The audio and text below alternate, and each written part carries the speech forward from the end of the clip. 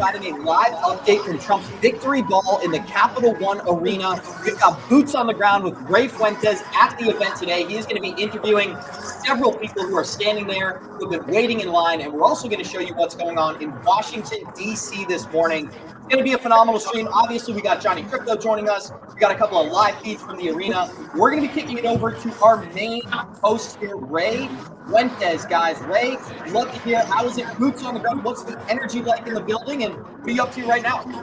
Abs. The energy right now is absolutely skyrocketed to the moon, regardless of the temperatures. Outside, we waited for hours. Some waited for since 8 a.m. to come inside. It started snowing. It was raining. I mean, we felt all the elements in line, and there's going to be a lot of people that aren't going to be getting into this arena, and it sounds like they're going to right now do the national anthem, guys. So why don't we pay our respects and say our pledge of allegiance here. Excuse me, guys. Epic. This is epic.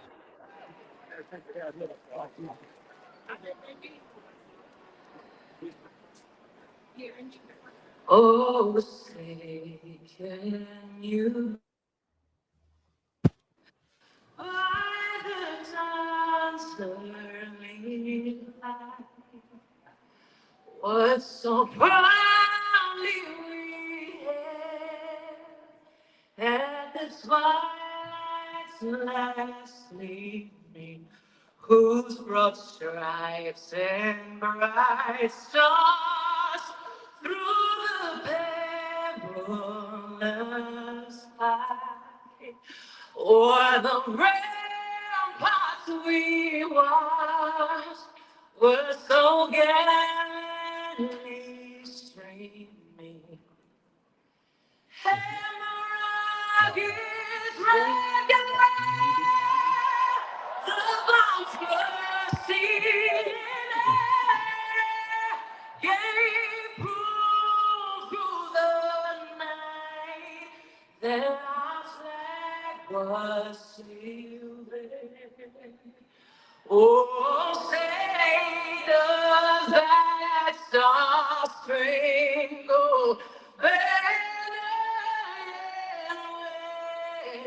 wave? Oh, the land of the free and the home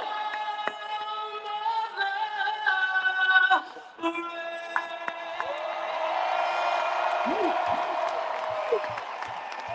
Beautiful. Absolutely beautiful. I almost look like Eleanor Terran up on stage. Not going to lie. Ray, the energy looks off the charts. USA. The energy in this room is absolutely remarkable. Please welcome Girl Scout Guys.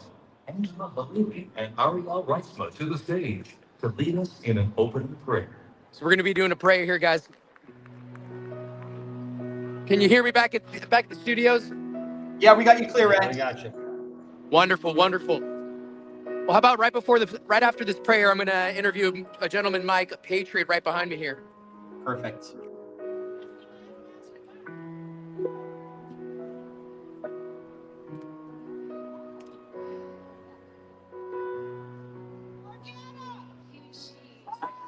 Anybody here love Jesus?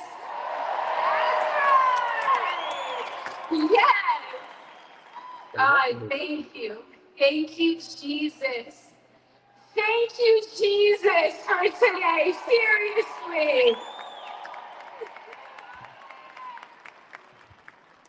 God, we thank you. We thank you that your will always prevails. Thank you, God, that it's your will. Your kingdom come, Lord. Your will be done on earth as it is in heaven, in America as it is in heaven, in the life of President Donald Trump as it is in heaven.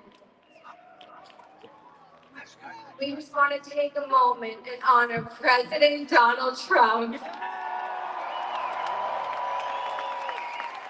We thank you for your relentless love and devotion you have given to this country. And we bless you and we bless your beautiful family.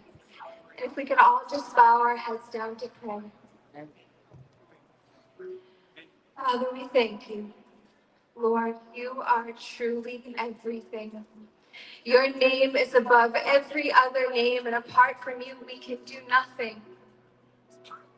Spirit of the living God, may you be glorified in everything that takes place today. May we humble ourselves in your presence, Lord. All glory to you. And may we come together in this room and pray for Los Angeles and those that were impacted by the fire. You are the God that redeems and is with us. God, bring restoration to this situation.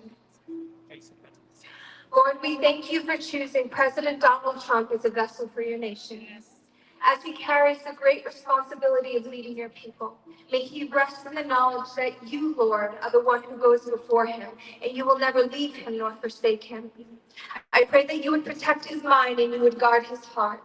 I pray that you would place a shield around our president, his family, and upon this nation, that when opposition comes his way, may you provide angelic protection wherever he goes. May he stand firm in knowing the Lord is his refuge in whom he can trust. For it is written in Psalm 91 that when we trust in your name, you will order angels to protect us wherever we go. Lord, we pray that it would be your power and your wisdom that would guide every decision and be the foundation of this nation. I pray that it would be your spirit that rests upon President Donald Trump. The spirit of wisdom and understanding, the spirit of counsel and might, the spirit of knowledge, and the fear of the Lord. Father, I pray for an outpouring of love and healing and unity over this country.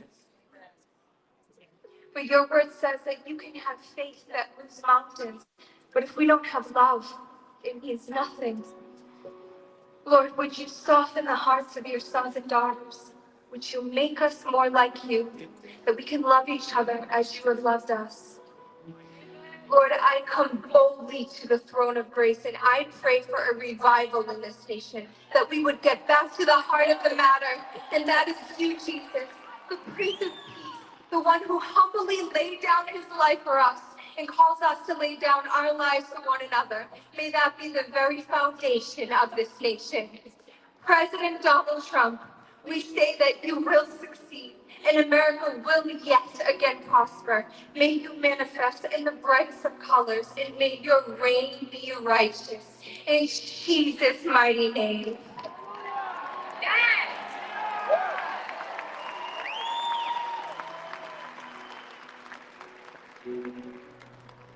Second Chronicles 7:14 says, if my people who are called by my name will humble themselves and pray and seek my face and turn from their wicked ways, then I will hear from heaven and I will forgive their sin and I will heal their land. We call on the God of Abraham, Isaac, and Jacob, and we pray that you heal this land and the people who inhabit it. Lord, I ask that you would release your power upon this nation. I pray this country be washed by your blood, your precious blood. I pray that a holy fire would rain down to produce a move of purity and holiness in this nation.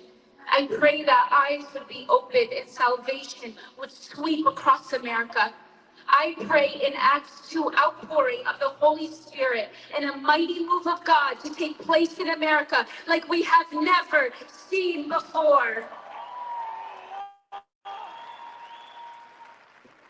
Jesus is the lion and the lamb on the same day at the same time, powerful enough to raise the dead with a spoken word, and humble enough to wash feet. I pray that this would be the heart of America, powerful beyond belief, more powerful than any adversary, and with a true heart of humility to serve one another and provide for the poor, care for the sick, and bring justice to the oppressed. In Matthew 25, Jesus says, for I was hungry, and you gave me something to eat. I was a stranger and you invited me in. Whatever you did for one of the least of these brothers and sisters of mine, you did for me. I thank you, God, that this is not just a moral religion or a cultural belief, but this is worship of and relationship with the crucified and risen Christ. There's a throne in heaven, and it's not empty, it's occupied. The worthy is the lamb that was slain, but he is standing. Jesus Christ sits on the throne in heaven, and he is completely unmoved by any sort of political power. You can't elect him, you can't impeach him. He is the King of glory, the King of glory, and he is worthy of your praise. So, President Trump, we set the name of the Lord upon you, and we declare that no weapon formed against you will prosper, that every tongue that rises up against you in judgment will be condemned, and if God be for you, who can be against you? We bless you, President Trump, in Jesus' name.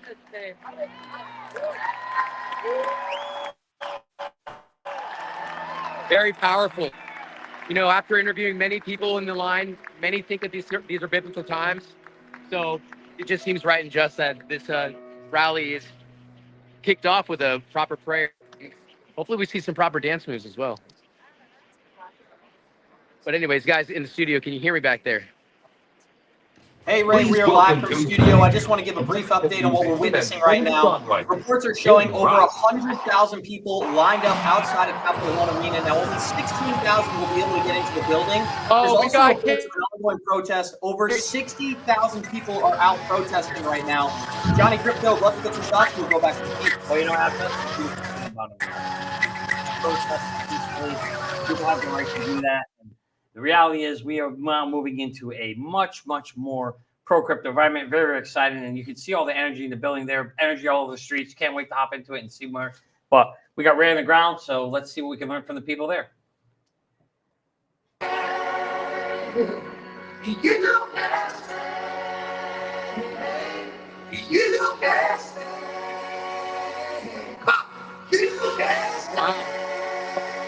got Kid Rock on stage side.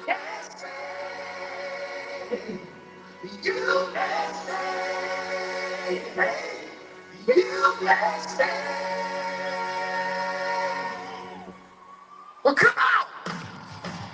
Let's go! You're ready to celebrate today!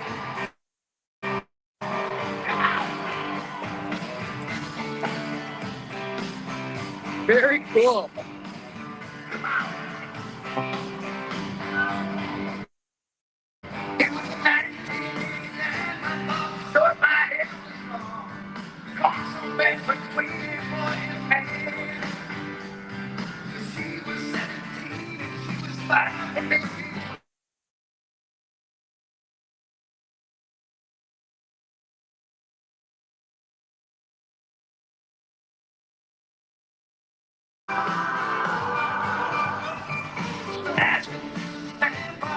We're talking about the simple things in life like we didn't have no internet, but man, I never will again. We know that time and we were trying to make things. We were talking about things. Love, I don't think my favorite song. Sipping whiskey out the bottle, not thinking about tomorrow. Put 'em on like this, come on, come on.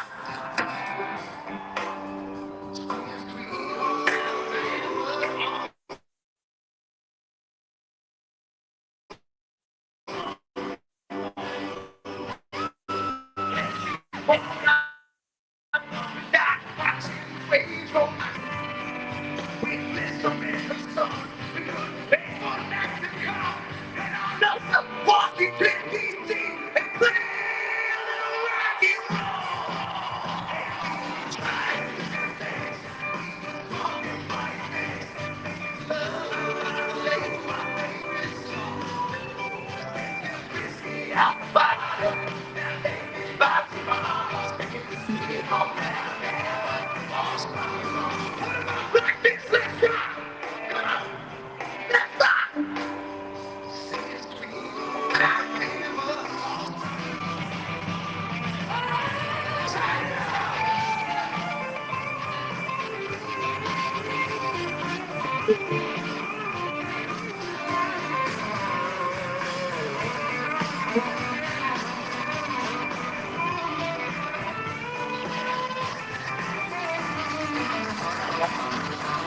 What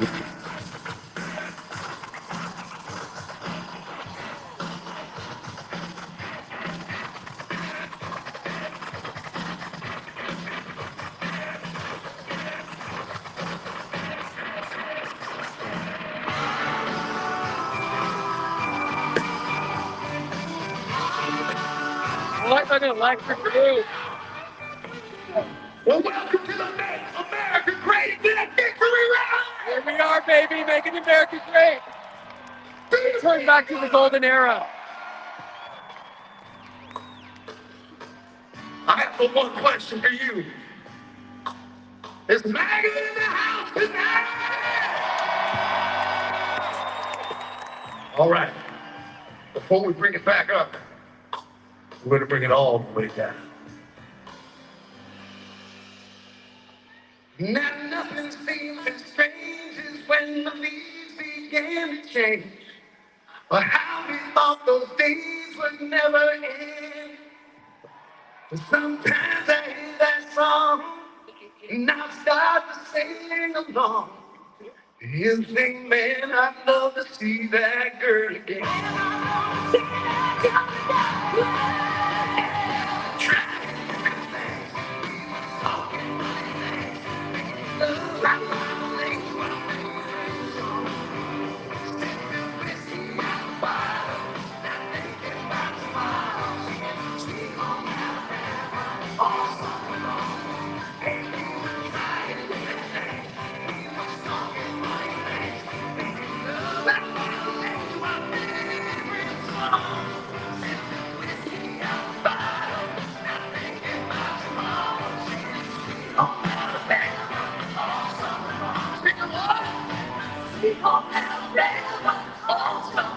Stay well.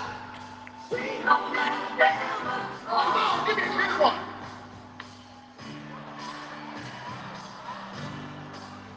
Singing Sweet Home Alabama all summer long. Singing Sweet Home Alabama all summer long.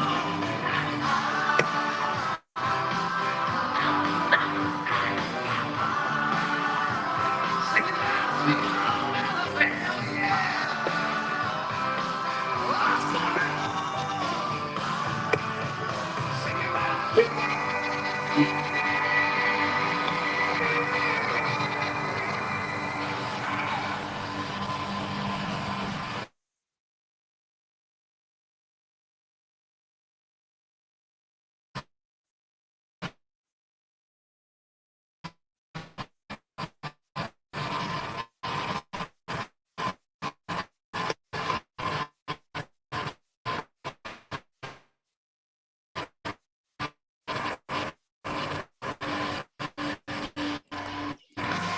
Hello, everyone. Concert tonight. Quite frankly, he's amazing. All of you in attendance are the true backbone.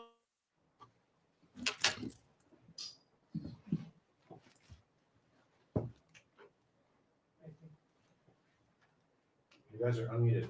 Hey guys, we are giving you a live update from Capital One Arena right now. And as you can tell, the energy is through the roof this morning. Donald Trump is going to be joining these rally participants later on this afternoon. We're anticipating some major announcements, and we're going to be providing them all throughout today's stream. So if you are enjoying the stream, smash that like button, share it on your social medias, and throw us a one in the live chat if you're enjoying this type of content, because we're going to be providing a lot more of this tomorrow afternoon. Now, a couple of things. We're just leading into the entertainment portion of this rally. Donald Trump will be arriving, as well as other key participants who will be speaking to the crowd at Capital One Arena. But Johnny Krypto, what's your reaction so far? Well, it's very, really exciting if you think about it. We're moving from the past 4 years where we've been the whole administration has been under attack. We're moving to a completely different type of administration, one that's going to be pro-crypto, more importantly, abs pro-America, and most importantly, pro-America. And I think everybody's really, really excited about that. So you can feel the energy in the air. I do really think that, when we think about where we were abs and where we're going, it's going to be night and day. And let's not forget, Trump, not only has he kind of embraced the crypto technology, but he even launched his own meme coin. Right. And I'm sure there's a lot of meme coin holders in the crowd tonight. As we reported earlier, there was over 100,000 people lined up outside Capital One Arena waiting to attend the event. There was also another 60,000 so-called protesters outside the arena. So nearly 200,000 Americans were in Washington, D.C., getting ready for this event, whether it was positive or negative. High energy was in the air. And we appreciate every single person who's watching and joining the stream right now. I do want to remind our listeners, if you're enjoying this content, smash that like button, engage in the live chat. We greatly appreciate it. And tomorrow, we're going to be doing our 12-hour inauguration stream. Very exciting. You're not going to see any other content like it on the internet. Now, Johnny, one thing I do think we could talk about on a more serious note is Trump launching a meme coin is only the beginning for digital assets inside the United States. Not only is he the first pro-crypto U.S. president, he is the first president to launch his own meme coin. Now, I know you've been around for quite a while, so why don't you speak to that, my friend? Yeah, you know what? Maybe longer than most people think, but the reality is, it is the first. You know what's great? This is the first time in our lifetime that we've actually seen Abs, and I'm kind of looking at you because you're right there, rather than over here. I should be looking over Just there. Right but the reality is, Abs, this not only is this the first time in our lifetime where a president has launched a meme coin. There's going to be a lot of firsts today. You guys are going to start hearing that a lot from us this year. There's going to be a lot of first times ever. We got a first time ever pro-crypto chairman. We got a first time ever pro-crypto administration. We got a first time ever in U.S. governmental history. We will have a crypto czar cabinet member who's going to be educating the president and bringing ideas to him on how to move that needle forward. That has never, ever, ever happened in our lifetime. So get ready, guys. Put your seatbelt on because you're going to hear a lot of that first time evers as we start to go that way with this in this industry. Now, as I'm reading some of these questions and comments in the live chat, first of all, I want to give a shout out to you, Johnny Krypto, looking sharp. We had to step it up for Washington, D.C., guys, and we're excited to talk about a lot of the news that many people have been ignoring: a U.S. strategic reserve, a crypto advisory council, and of course, the first pro-crypto U.S. president inside the United States. For anybody who's just joining the stream now, we do have a reporter, Ray Fuentes, at the Capital One Arena this morning. And what's so exciting about that is we're going to get some insight from people who are actually at the event, not only some of the conversations that have been had, but what we can anticipate in the future. I want to give a shout out to one of our friends, Gary Cardone, as well, who shared with us that optimism is in the air for the crypto community, not just from Donald Trump's campaign, but in Washington, D.C. in general. Now, it would be fitting to kind of reference the fact that TikTok was banned for 12 hours yesterday. I feel like we should probably squeeze that into the live stream at some point. We'll compartmentalize that, put it to the sidelines, and get back into the Capital One Arena, what we're all witnessing right now. We do have over 5,300 people here. If you're enjoying the show, smash that like button. We would greatly appreciate if you could comment in the chat. Let us know how you feel. Let us know what you want us to talk about. We are watching Kid Rock perform right now. Some very interesting dance moves at the Trump Arena.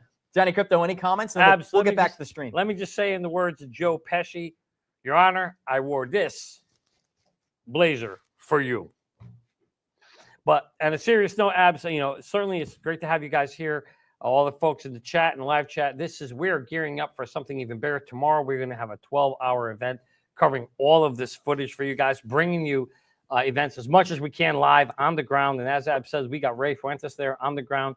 We'll be bringing some live interviews all throughout the day and talking about this event. But again, as always, guys, we love interacting, engaging with you. If you got questions, put them in the chat. We're happy to answer them for you as we kick off this historic day, my friend. Well, you know what's interesting is that I remember in late October when we broke the news on Good Morning Crypto that Trump was considering no capital gains on U.S.-based cryptocurrencies.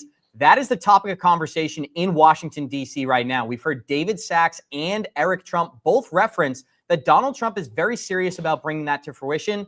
While we're waiting for Donald Trump to arrive at Capital One Arena, Johnny, I'd love to have an open discussion about this. First of all, do you believe it will happen? And what projects do you think would benefit most off of zero capital gains in America? Okay, so first of all, do I believe it's going to happen? Whenever Trump says something, you kind of got to believe it because, he usually does what he says he's going to do. That's one of the things I love about him. When he says he's going to do something, listen, and I'm not trying to say every president is going to do everything they say. That's not going to happen.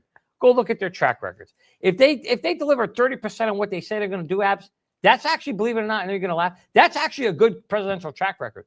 But Trump, he usually likes to beat the bar, raise the bar up. So I think if we get 50, 60, 7% of what he says he's going to do, that to me is where I think we're going to be. And look at Trump. He always takes pride in bringing down taxes, growing America. What's the best way, Abs, to grow America? What's the best way? Reducing regulation. The best way to get people to invest in America is regulation, right? Eliminating those regulation standards. And, oh, by the way, Lower taxes. Lower taxes means more money in the pockets of those wealthy, those companies that then can go create those jobs. Now think about if you're a wealthy investor. Let's say you got billions sitting in the bank, and you're like, okay, where do I put my money where I can grow it and get paid tax free? Well, Abs, I hate to tell you, there's not too many places where you can do that. But if you can come in, imagine now if Trump actually eliminates taxes, like he said, for U.S.-based crypto companies. Dude, that is huge. Why? Because where do you think that money's going to go find it? You think money's going to go into the stock market where you're going to get taxed 15% on long-term or 20% on short-term? Or you're going to put it in a place where you know you're going to get taxed, Abs, zero? Where are you going to put your money?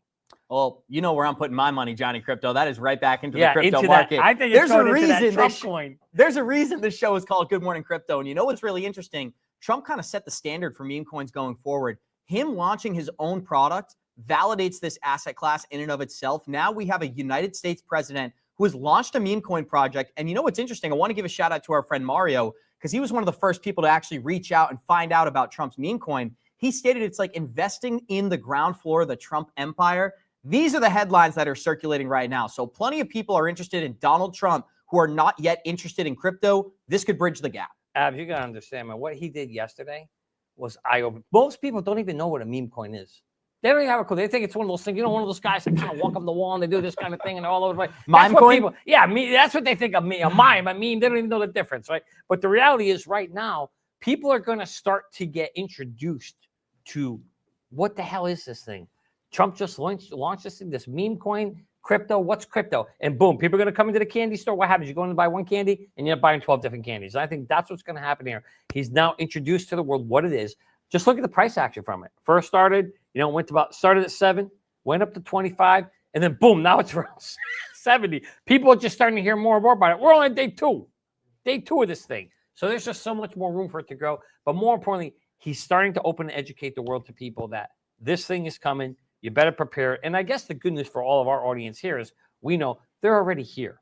You are here early, and I think that's the great thing for our folks. But I think what's even better is the masses are now going to start to get educated, and I hope some of them make the move, come on in before the smart money, the big money, institutional money gets there. Because when you do, that's when it's going to be a little too late to come in.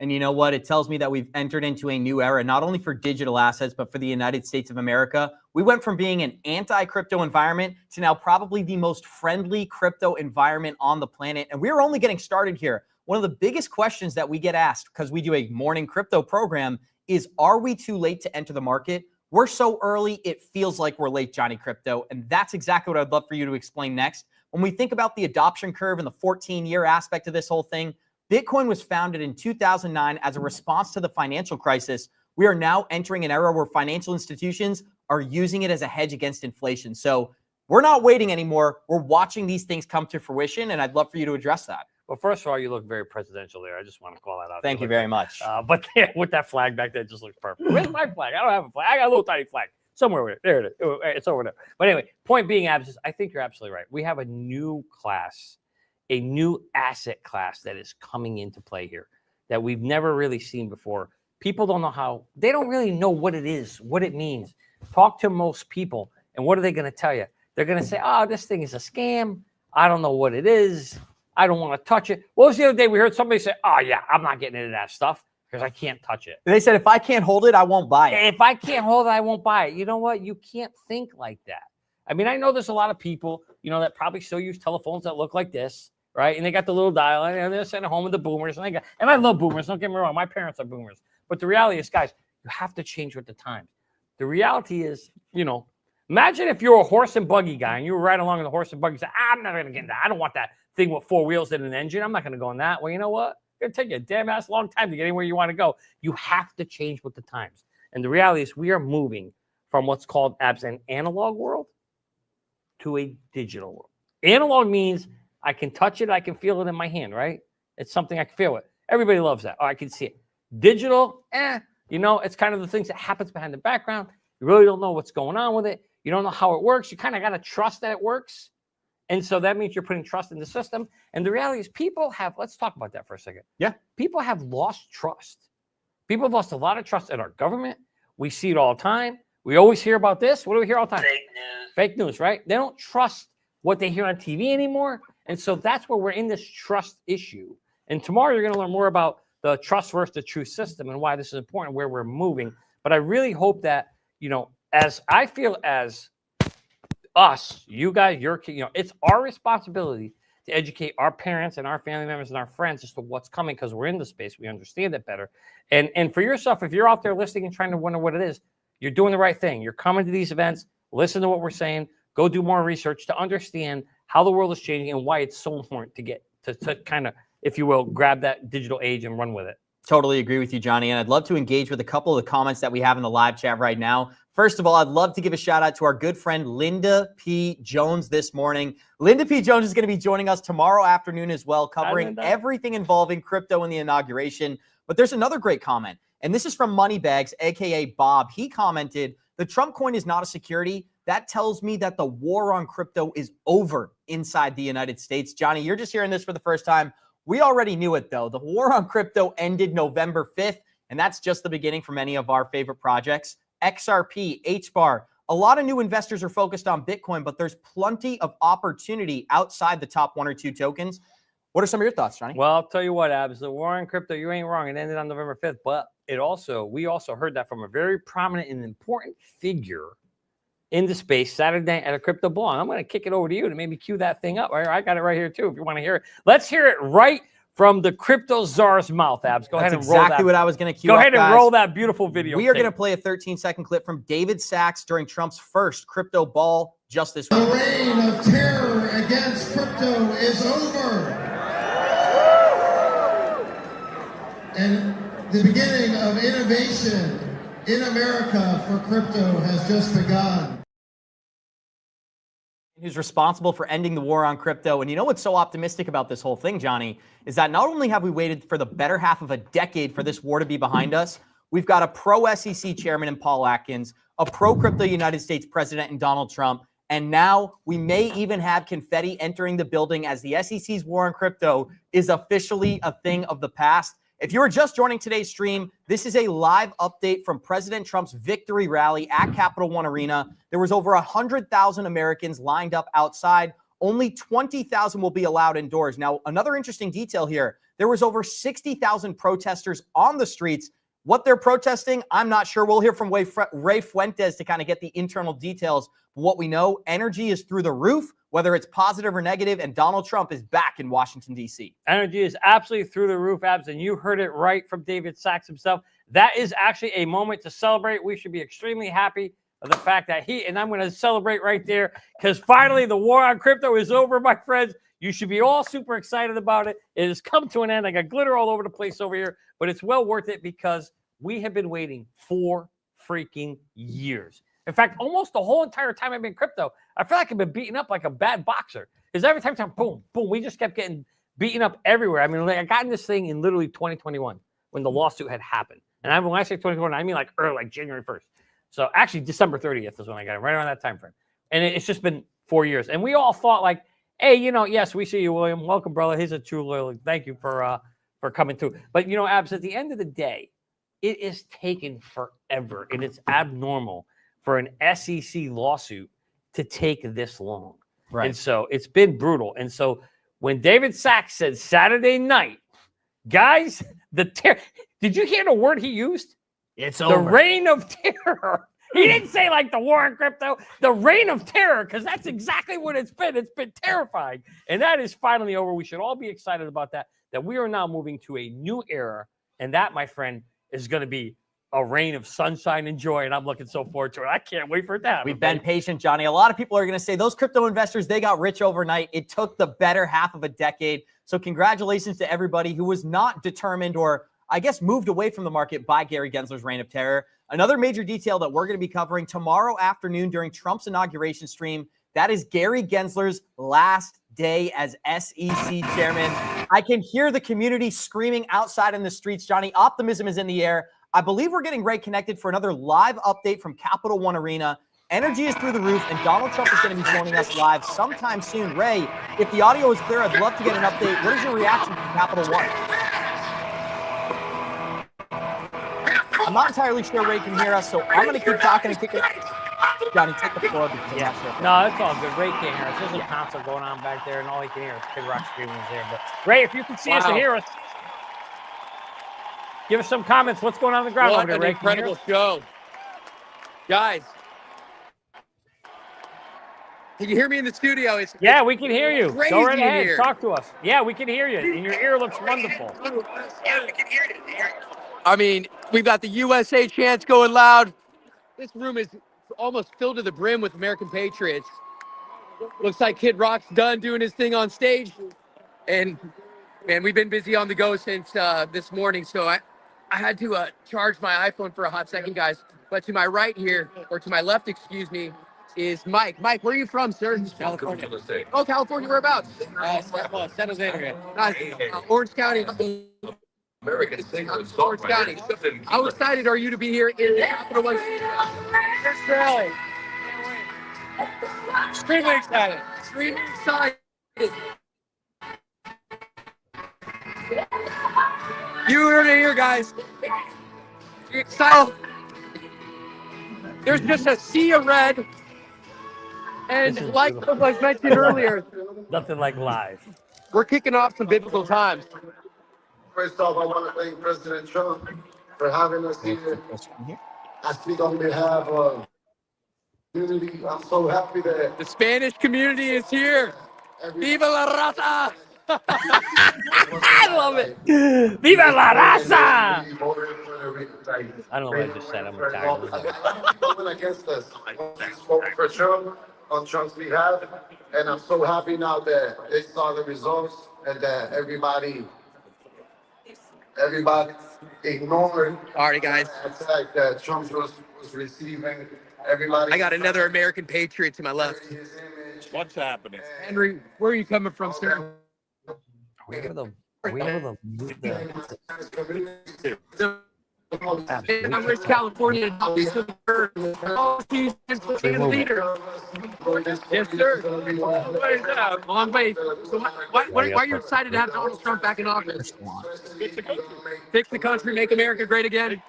Great again, absolutely. Put some more money in our pockets. There we go. That's what I thought. We're not asking for much. We're asking for a reinstitution of sound money policy and good vibes here in America. There's nothing better than to have a strong president taking care of the strongest nation in the whole world. Hello, America. Hello, Washington. So you're probably wondering what these two Puerto Rican artists are doing here. Well, it all started in Johnstown, Pennsylvania, during the president's campaign, where we show our support. As you can see, we have an eagle-eye view over the fake news down there. So we can get that. Real citizen journalism is taking flight, and we have the eagle's eye right here in the Capital One Stadium for the victory rally of Donald Trump. The first step in making America great again. And this was my first time voting for any president in the United States, so, you know, first time voting, so I'm glad I give that vote to Mr. Trump and me, and I'm going to go down here supporting. If you Puerto Rico, and let's make America great again! Congratulations, President Trump. And this was my first time voting for any president in the United States, so. You know, first time voter, so I'm glad I gave that vote to Mr. Trump. We did lose. Wow. Que viva Puerto Rico, and let's make America great again. Congratulations, President Trump. Nope. We're going to Ray. Please welcome to the stage, recipient of the National Medal of Arts and Academy. Alrighty, guys. What a entertainment!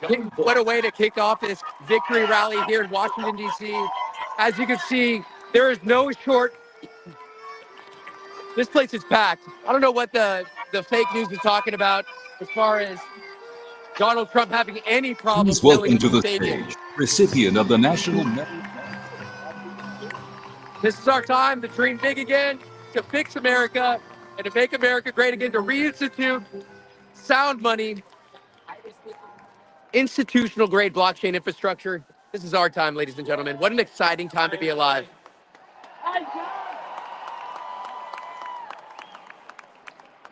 What an honor Right now, we have John Voight on stage. it is for me to be up here in front of you great men and women who've all come here to celebrate the greatest win of all time.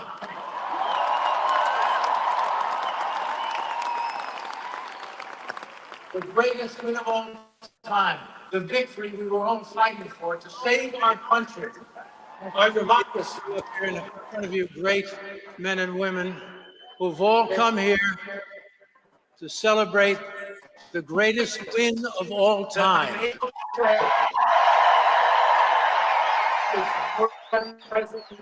The greatest win of all time.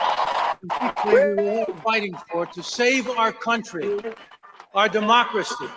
America, he will make America. I'm so grateful that I'm able to say that Donald J. Trump is the 47th President of the United States of America. The red, and now he will make America thrive again. He will make America great again, safe again. For all.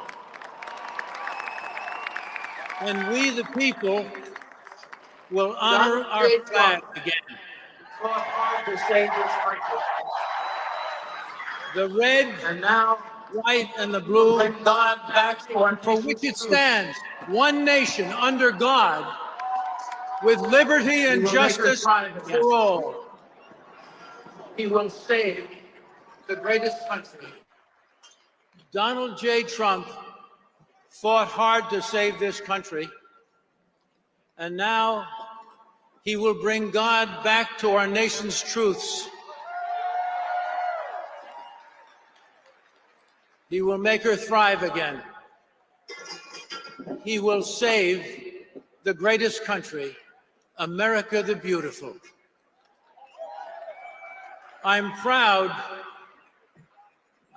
to call the President of the United States my friend, our friend, my hero, our hero, a man who never gave up on. Another update from Capital One Arena, where Donald Trump is hosting his victory rally for his presidential election win of 2025. Donald Trump will be sworn in tomorrow around noon, becoming the 47th president of the United States. But maybe most importantly for our program, the first pro-crypto president inside the United States. Now, what I'd love to give our listeners is a little bit of insight into what's happening, not only inside the arena, but outside the arena. And one of our reporters, I guess for today, is Chris, who is boots on the ground and took a phenomenal video. So we're going to be playing that for you and discussing it. We are outside the Trump rally on January 19th, right before the inauguration. Things are absolutely insane. This line goes on for miles, dude. Miles and miles in either way. What's up? This thing is totally insane. They got roads closed everywhere. I mean, just look at the scene.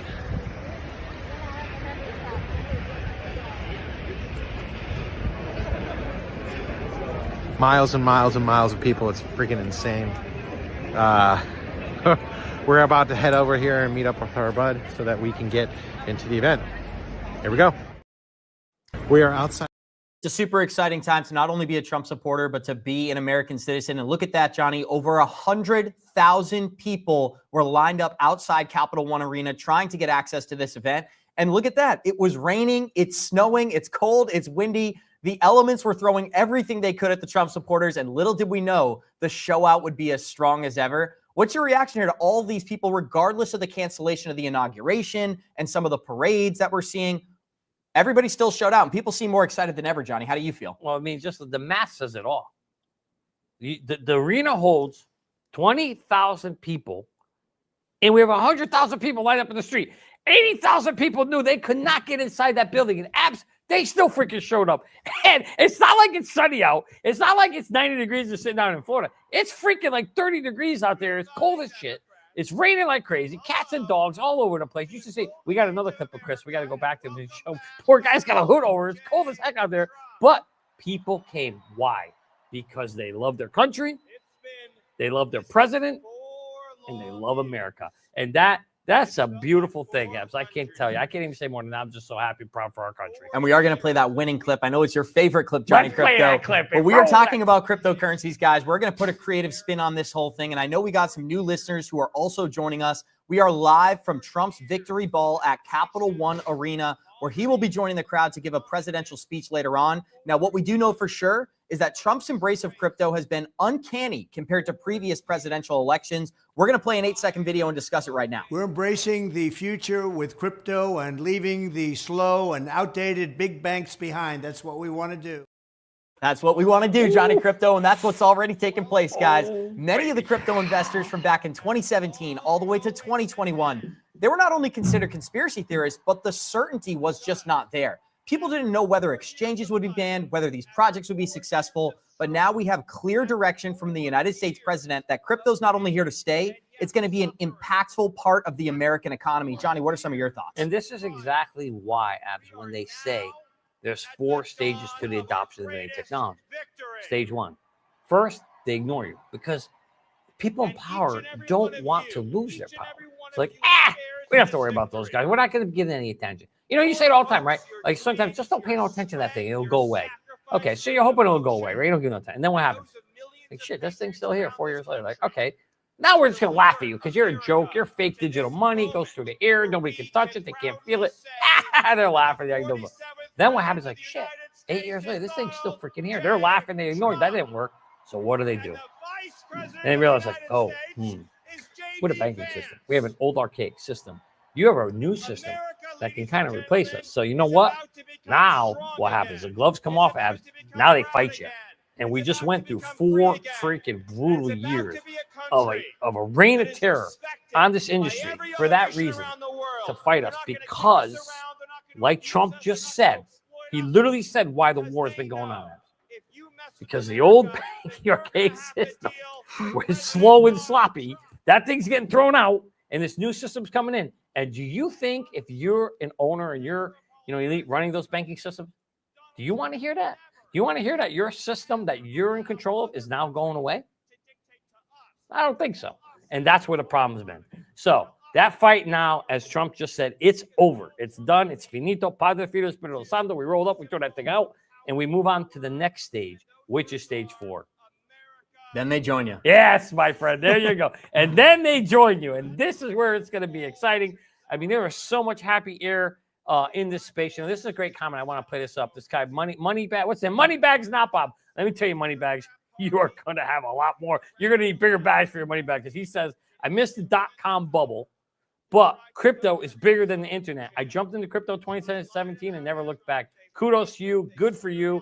We're going to be playing so many more of these stories over the next 3, 4, 5 years, because they are going to be, I lived through the 1997 through that stage. I remember it. You were in diapers. Mario was probably drinking off the bottle. And the reality is there were lots of what we called at that time internet millionaires, because they all, through that whole boom stage. There was tons of people that walked away. I remember the Lambos going by. Hey, how'd you get the Lambo? Oh, I invested in this stock. I invested in that. You can invest in any stock. You're making money. Abs, thankfully, 24 years, because you all know I screwed up with the Amazon thing. 20 years later, we are now going to have an opportunity to relive that over again. And instead of internet millionaires now, we're going to be hearing the story of crypto millionaires being born. Agreed, Johnny Krypto. And there's a lot of reasons for that. But one of the major catalysts that we are anticipating in 2025 is a U.S. national strategic reserve. That is going to involve cryptocurrencies, whether it's Bitcoin, XRP, Hedera Hashgraph. There's a ton of speculation about which projects will be involved. But word from President Trump is that this is a priority for several reasons. But I love what he had to say a couple of weeks ago when he referenced China, when he referenced Japan, when he referenced Dubai and Saudi Arabia, which have already began regulating these digital assets and absorbing the crypto space. If we know this market's going to go from $3.5 trillion today to $10 trillion, why not incentivize Americans to profit off of that growth? Donald Trump seems to be embracing that more than anyone we've ever seen do it before. And Gary Gensler has already retreated and is running for the hills. I used to use this analogy back in the day. I'd say Gary Gensler and Elizabeth Warren, they are the anti-crypto army in and of themselves, but little do they know, there is a tsunami of money headed their direction to wipe out the island so it never even existed, guys. That's what we're on the precipice of here. I got a question for you. Gary who? Who's Gary? Gary's irrelevant. Gary's gone. Gary's out of the picture. And you know what? For all those countries who went out there and they were smart, Abs, the U.S. said, hey, here's the pie. And you said, nah, we don't want it. You can have it. And you know, Saudi Arabia, Singapore, Dubai, Hong Kong, they all grabbed that somewhere. They grabbed that pie. They took it in and said, you know what? Where you don't want the pie, we'll eat it. And they started opening up their doors to crypto, the crypto industry, created tons of jobs. And the sad thing is America lost a massive opportunity because of that. Well, I just want to say this to those countries. I hope you had your fun. I hope you enjoyed it. Yeah, you ate some of our lunch, but guess what? We got a new sheriff in town, and we're coming to get our lunch back.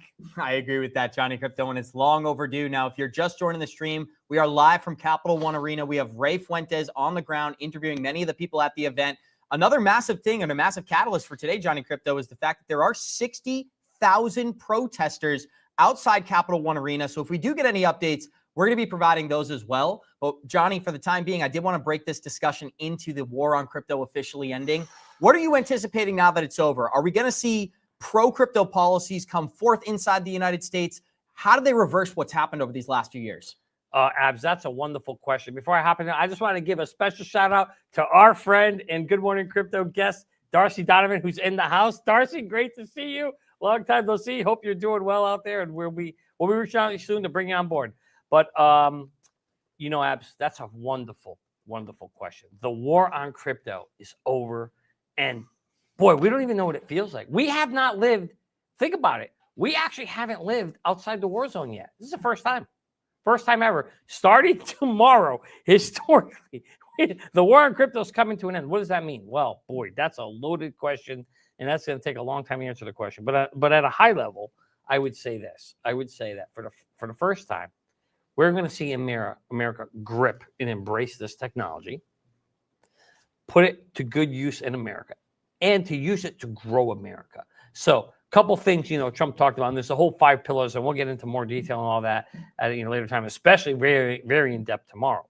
But at the top level, you'll see, hey, we'll look at how do we kind of turn some of this crypto into potentially a reserve to help attack the debt issue. 2, I think he's going to bring in ways, first of all, get rid of anybody who's anti-crypto. So Gary, bye-bye. Gary's gone. Tomorrow we'll have a nice celebration for Gary. He'll be out of there, and you'll bring in a pro-crypto administration that's going to foster and grow innovation. 3, that innovation is then going to allow culture, jobs to come back to America. Putting Americans to work in a space that's coming. We don't want to be America. Listen, America apps has given everything up. We used to be the #1 manufacturer in the world. And that's usually what drives countries. You look at any country who's the most powerful in the world, it's usually the one that has the best manufacturing capability. We don't have that no more. We gave that to China. We say, here, 1995, Bill Clinton signed that away. So what did we have left? We had innovation. All the design and development of technology is still done, most of it here in America, and then it's produced in China. And that's what I think Trump's going to do, is bring that pro-innovation of this new technology being built here, on the boots on the ground here in America, where we do the development of it. And the nice thing about this is, this isn't something that... Oh, this is Megyn Kelly on live stream right now, guys. I had to cut Johnny off. We've got a superstar entering the Trump rally. She's much better looking than I am. And you know what's exciting? I don't think I'll debate you there, but you know what's exciting about this whole thing is it seems like people from both sides are coming together. The banning of TikTok last night actually fits very well into the narratives that we're going to fit today. Whether you're Republican, Democrat, Independent, or not into politics whatsoever, the American people were shocked at the fact that the U.S. government can decide at a whim that they will shut down any of the technology that we have access to. So I know that we talked about it a little bit behind the scenes, Johnny, but it's great to see Americans kind of making their voices heard about the frustrations when we can't get a lot of the things that passed for the Californians, for the Hawaiians, for the people out in North Carolina. Yeah. When it comes to banning one of our favorite social medias, that's first on the list. You know what, Abs? This is actually big. I hope we can get the audio here. If we can get the audio, guys, I don't know what's going on. If we can bring that up, I'd love to hear what she's saying, because I don't know if you remember this. And while they're trying to figure that out, I don't know if you remember, but when Trump first ran in 2016, yep, he had a major beef with her. Yeah. There was a massive beef going on. She kind of That was that great clip. Only Rosie O'Donnell. Yeah. That's right. And it was with her. And then here we are, fast forward 8 years later, and there she is up on stage speaking for us. So I would love to hear what she's saying. I don't know if we can hear it. But anyway, if we can't, oh well, we'll get it fixed. Hey guys, this is day one of our new studio and getting things worked out. So there's gonna be some kinks over here. We'll get them worked out and figure out what's going on. But this is just awesome to, like you said, to see people coming back together. This is what America needs. We've been so division. This country has been so divisive. It's been split so bad down the middle, Abs. Hopefully Trump can come in and kind of bring us back together again. And at the same time, listen, you know how you do that, dude? People are happy when they got food on the table and they got a good job. And I think that's what Trump's going to do. He's going to bring jobs back to America. He's going to lower taxes. Everybody's going to be happy about that. And he's going to create a whole new innovation, a whole new industry here. Crypto is like an infancy, dude. It's like a baby crawling around right now around the desk over here. So there's an opportunity to bring another whole entire market segment to this space that doesn't exist today. That's coming. So that's that to me, there's just so many positive castles going on here. But I think Trump's going to be the guy to do that. We got 4 years. I'm looking forward to him. Totally agree with you, Johnny Krypto. And I'm getting an update right now that I'm sure many of our listeners are privy to. But this was some breaking news that happened over the weekend where President Trump is expected to issue several executive orders related to crypto policy on his first day in office. That is only 48 hours from today. This may address issues such as debanking, but most importantly, a crypto accounting policy requiring banks to count digital assets as a liability on their balance sheets. When you talk about opening up the floodgates, Johnny, the floodgates of liquidity are prevented by this. The liability rule, it completely removes the ability for banks to even go out and purchase these assets because it hurts the company in the long run. That was set to be removed just a couple of months ago. Now it is coming to fruition. And it's great that Trump is coming out and making these statements because of the conversation we had prior. A lot of times during the election cycle, we see plenty of promises from both sides of the campaign. That is behind us. There's no need for Trump to continue to be outspoken about crypto adoption, except for the fact that he's serious about the issue. It is going to be a national priority from January 21st forward, and this is a great example of that. Are you anticipating an executive order related to crypto on day one? Johnny Krypto? Well, I most certainly am. And you know what? I'm expecting the little monkey that's been on the crypto's back is coming. Abs, you know what? Look, I even got a special pen. Here it is, right here. I even got the pencil ready to go. I couldn't find the pencil. I got the pencil. We give him the pencil, that thing, and he can start signing them executive orders away. Start signing them one by one, and just take the monkey off. Cute little monkey. Take him off the crypto back. We've been under enough attack for the longest time. Fine, I think I'm getting all wild over here. I think I threw my mic off over here. But anyway, hopefully you guys can hear me. I'm super excited. I'm just where the world is going, where we're headed with Trump. He's going to come in, and he said he's literally going to undo most of what's been done. And in credit to that, he also said for every one regulation that we add, we're going to remove 10. I mean, that's massive. And it's also very important because we want to make sure, regulation can be good and bad. Regulation can kind of set an industry up and kind of set it up, to allow it to foster, or it can squeeze it down and prevent it from growing. And right now, that's what we've seen happening is, well, in this case, in lieu of having no regulation, it's been very, very tough on the crypto industry. Wow, Megan's still up there going, holy cow. Got a lot to say, Johnny. They must have really patched things up. Holy crap. And she's had to wait quite a long time to say. And you know what's funny? It's like a lot of these people who were very against Trump back in 2016 have completely changed their stance. And she's a great example of this, where we went from being left versus right to Americans first, right? And I think everybody in America could take pride in being an American. And that's what we have going forward into 2025. A new era is upon us. Some are calling it the golden age. Donald Trump is calling it the golden age of America. So that's what we're on the precipice. You know who else used to be against him and didn't like him? No, who? His freaking vice president, J.D. Vance. Will come out and tell you, I didn't like Trump on day one. Didn't like him at all. There were several people. But you know what? At the end of the day, they warmed up to him. And could you imagine, Abs, that the guy you're running with, side by side, 4 years now, running together, didn't like you 4 years ago? It says a lot about your character. It actually says a lot about two things. One, that for Trump, he was able to put those differences aside and say, you know what? I'm going to pick somebody who didn't like me. And two, it says a lot about J.D. Vance to realize, hey, you know what? I kind of screwed up. I prejudged him. I shouldn't have done that. you know what, this guy's to go. And look at how they came together. And, it's a good thing. It's a good sign for America. I think Trump has to continue to do that. Bring people together. It's a beautiful thing. Agreed, guys. And I'd love to hear what Megyn Kelly has to say. Me too. We will get that audio in as soon as we can. And I think it's important, too, because what we're seeing right now is Americans come together, right? We focus a little bit on the protesters that are outside of Capital One Arena. But am I speaking from personal experience here? American patriotism is coming back to the forefront. And we've really felt that since Election Day. So I'm extremely optimistic, not only the future of crypto, but the future for Americans overall. And it starts on January 1st. Let us know in the live chat, guys. Are you optimistic about the future of America, especially under the leadership of Donald Trump? Throw ones in the chat. We'd love to hear from some of you. Now, go into our live chat a little bit. I'd love to get this comment up in red, Johnny. It says, we need a crypto bill of rights to protect people from the possible government tyranny. Is that something else we could be seeing? We stood in front of the Supreme Court just yesterday and talked about how if Congress doesn't act, it's going to end up in the Supreme Court. Well, maybe we can get some sort of a bill of rights for crypto assets defining what is a security, what is a commodity, what is allowed, and what is illegal.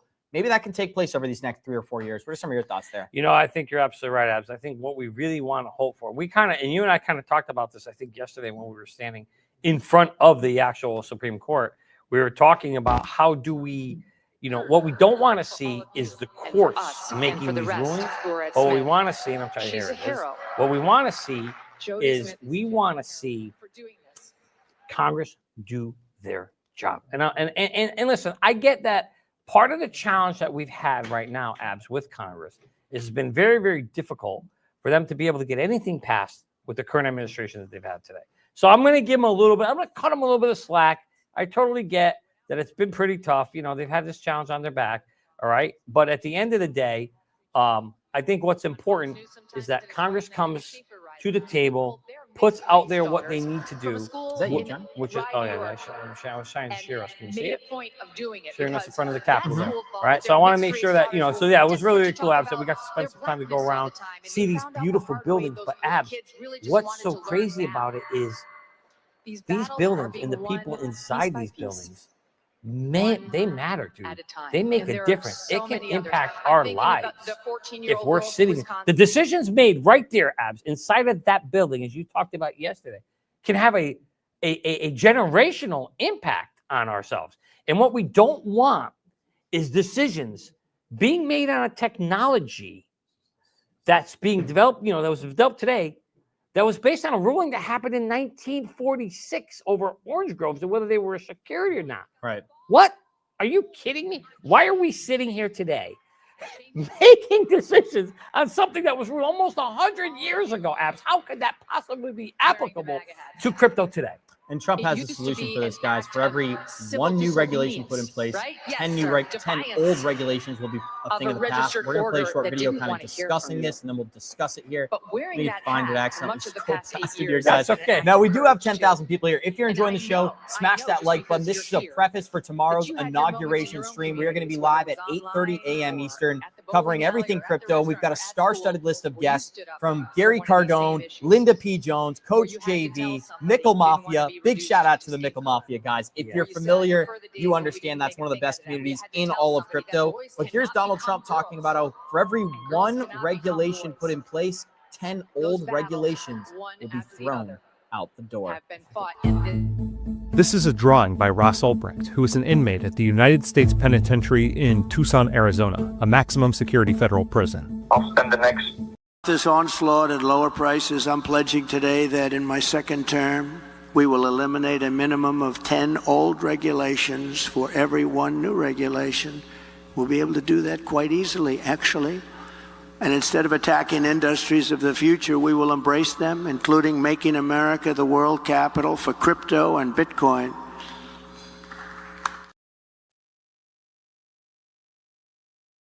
John Deaton, Stephen Arayoff, and many others. Now, we are getting connected with Ray Fuentes, who is at the Capital One Arena right now, ready to give us a live update. We are also watching Megyn Kelly on stage. She's been up there for 10 minutes, Johnny Krypto. I'm sure she's saying some impactful things this morning, and she is getting that rally started off correct. It is called the Victory Rally for Donald Trump, and we're not privy to exactly who's going to be speaking, but I'm sure it's going to be a star-studded list of guests, and Megyn Kelly is one of those people here, Johnny. What do you think about Donald Trump's proposition that for every new regulation, 10 old regulations are going to go? I absolutely freaking love it, Abs. So it's really funny. If you look at the world, we kind of have been over-regulated, apps. Right. Except for where's the one place we need it? We can't get it. We need regulation in crypto, and we can't get it. And then we don't need regulation in oil and gas. Also, and there's regulation everywhere. You can't even move without stepping in a bear trap somewhere, right? We don't want that. So it would be better if we can bring common sense back to the world, common sense back to the industry, and be able to get what I would call, and I've heard a couple senators say this too, so I guess I'm just kind of regurgitating, common sense regulation, abs.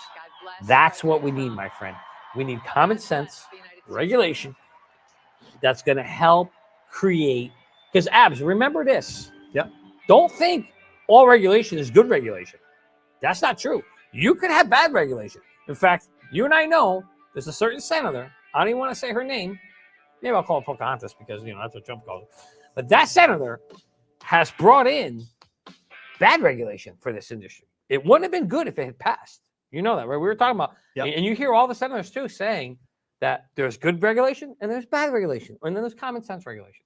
And the good news, abs, thank freaking God that the K lady didn't win and the T man did win, because I think if she had won, we would have gotten more of on the bad side of regulation. I think she would have pushed regulation, but I think it would have been bad side regulation. Now we're moving to very, very, very good regulation. So I'm excited about it. You asked me how I feel. I think while Trump wants to get rid of 10 for every one, I don't think that's going to always happen. But I think it's a great goal to happen. Let's say he gets rid of, for every one he brings in, he gets rid of 2. That's still way better than now, where they just keep bringing in a new regulation and they never get rid of any. At least his plan is, hey, if I'm going to bring one, I'm going to get rid of it. I tell my wife the same thing. Hey, if you're going to go buy a new pair of shoes, you got to get rid of a new pair of shoes. You can't just keep bringing them in over and over and over again. Then you got no room for the shoes anymore, right? Right.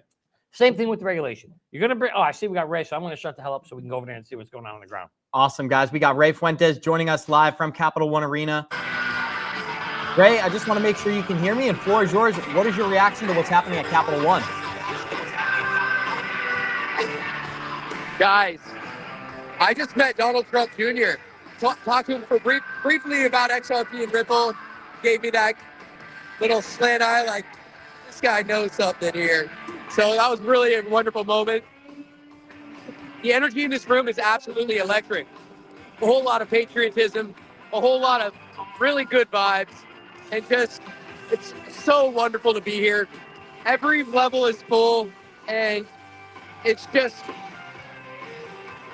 everything that America should be is encapsulated in this arena. Just a lot of love, a lot of passion, and a lot of good vibes and optimism for a better tomorrow. So thank you very much to the crew back in the studio. Thank you for holding down the fort. This is just a wonderful opportunity to be here, be present at Capital One Stadium, and to just be the eagle eye in the sky. I mean, we have a better view than the fake news right below us. So I just want to say that we're blessed, guys. We're blessed. And if you got XRP and Ripple, hold strong, because that's that kind of look Donald Trump Jr. gave me.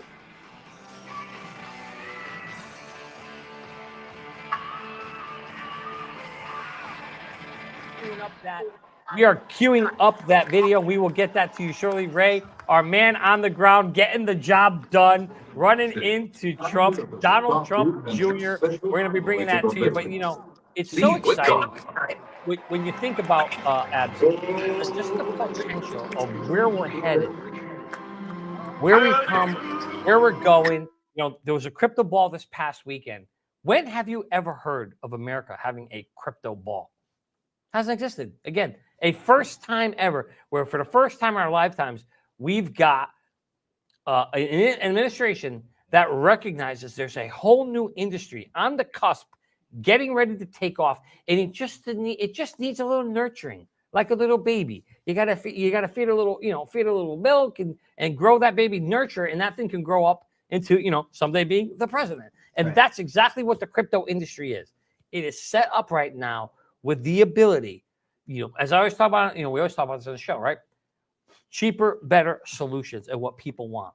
Well, the blockchain technology is going to bring to the world a better, cheaper, faster way of doing things That's going to improve everybody's lives. And Right. that's exactly what we need to do. And if you're queued up, let me know if you're ready to go. Guys, we are going to be showing you some never-before-seen footage, including by ourselves. We are not privy to what we're about to play right now. This is Ray Fuentes, boots on the ground at Capital One Arena, running into Donald Trump Jr. and asking him the billion-dollar question.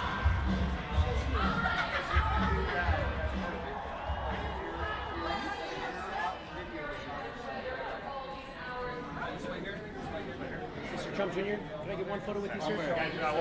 Oh, absolutely. I'm a huge Ripple fan, XRP investor. Just want to say thank you very much for your service, sir. Thank you very much. You too. There you go, guys. What we know for sure is Donald Trump Jr. knows about Ripple and XRP, and that's pretty much what we can take from that clip. Now, behind the scenes, I'm sure there's much more going on. But, Johnny, what's your reaction to Ray Fuentes kind of getting that moment with Donald Trump Jr.? Hey, listen, anytime you get a moment with the son of the president, that's always a good thing. Whether it's 3 minutes, 5 seconds, 2 minutes, that's just the beginning, Abs. We'll be doing a lot more of that. But it is awesome that he gave him a couple minutes just to comment.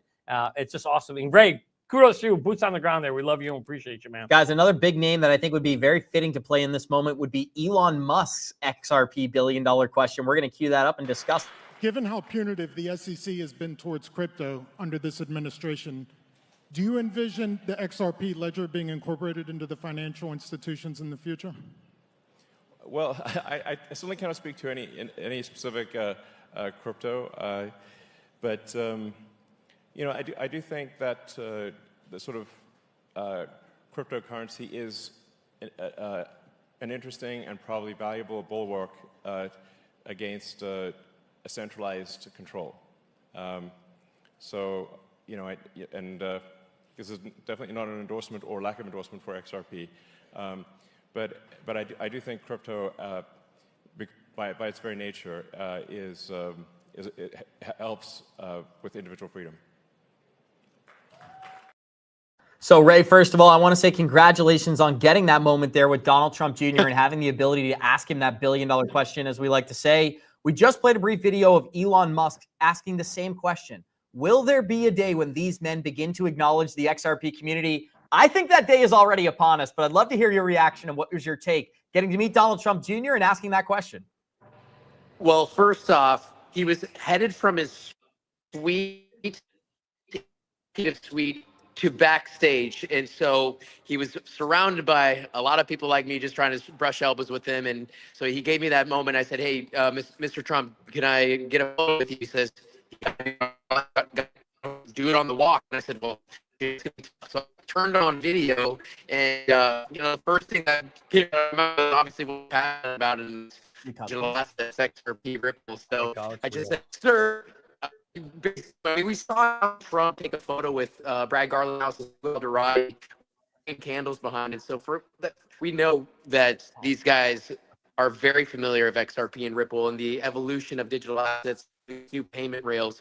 So of course that was my, like, when you think back, like, man, Ray, that's what you said. I'm an XRP Ripple investor, but hey, you know, I had 3 seconds with the gentleman, and but when he gave me that like buddy elbow, like, hey, like thank you. It was just, that was actually everything that mattered to me, because I knew he knows exactly what we know and what I was talking about. And so with that being said, it was just a privilege to be in the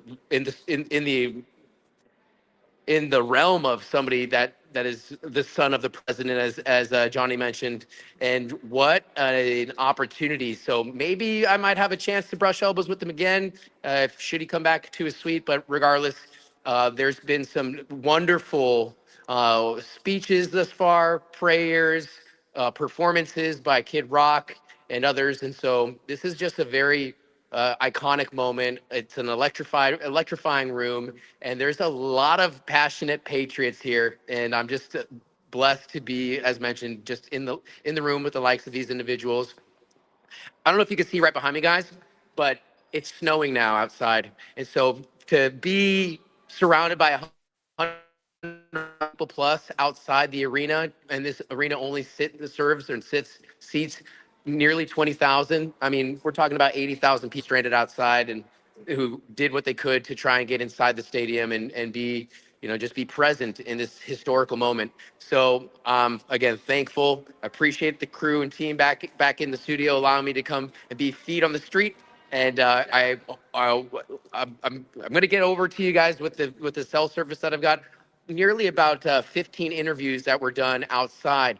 People were talking about the quantum financial system. They were talking about closing up the holes in the borders, talking about reducing taxes, specifically on crypto. So there's a lot of information and a lot of things that Donald Trump is going to address, hopefully, the first week in office, because a lot of these things I think are quick fixes. And so with that being said, I'm going to get back. I'm going to get back into the stadium here. I am reminded of the words of Abraham Lincoln, who said, "I am a firm believer in the people. If given the truth, they can be depended upon to meet any national crisis. The great point is to bring them the real facts." Mr. President, you have always trusted the American people with the truth, even when it has been difficult. And you have reminded us all that through honesty, strength, and determination, no challenge is too great. Today we begin a chapter under your leadership. It is a chapter defined by hope and unity and the belief that America's best days are still ahead.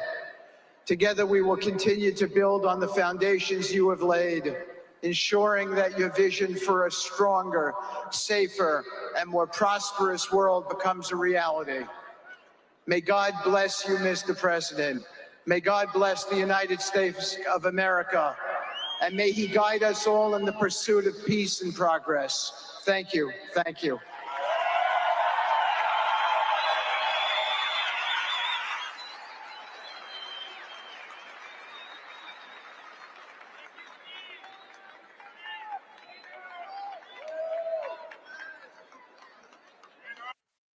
Ground or feet on the street, as he likes to say it. Again, I want to say congratulations. Phenomenal job getting Donald J. Trump Jr.'s attention today and asking what I called the billion-dollar question, Ray, bringing up XRP. Now, I wanted to ask you to kind of expand on this. What we've seen over these last 60 days is crypto and the Republican or Trump community kind of come together. And we really see a lot of the Trump supporters become crypto supporters. Are you seeing any of that energy at Capital One Arena?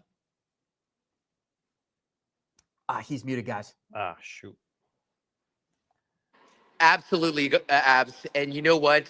Not only is it digital asset investors, but it's surprisingly coming from the women investor community. I can't tell you how many women I've spoke to that were familiar of XRP and Ripple and investing into this space. So that was an interesting take, and I got to give a quick plug, because every time I talk to that specific community, I say follow Linda P. Jones. She's a phenomenal and wonderful mentor of mine, and so anyways, it's an easy pathway to becoming a well-versed digital asset investor. So shout out to Linda P. Jones. I'm trying to introduce her as much as possible to especially the women investor community. So aside from that, there was a lot of, people are talking about the end of the Fed, and those same specific voices are the ones that are advocates of these new and emerging payment rails that the likes of the fintech community or fintech labs and other to that are democratizing access to these emerging payment rails, asset class, investment vehicles, just a new paradigm shift. So this is a very historical moment.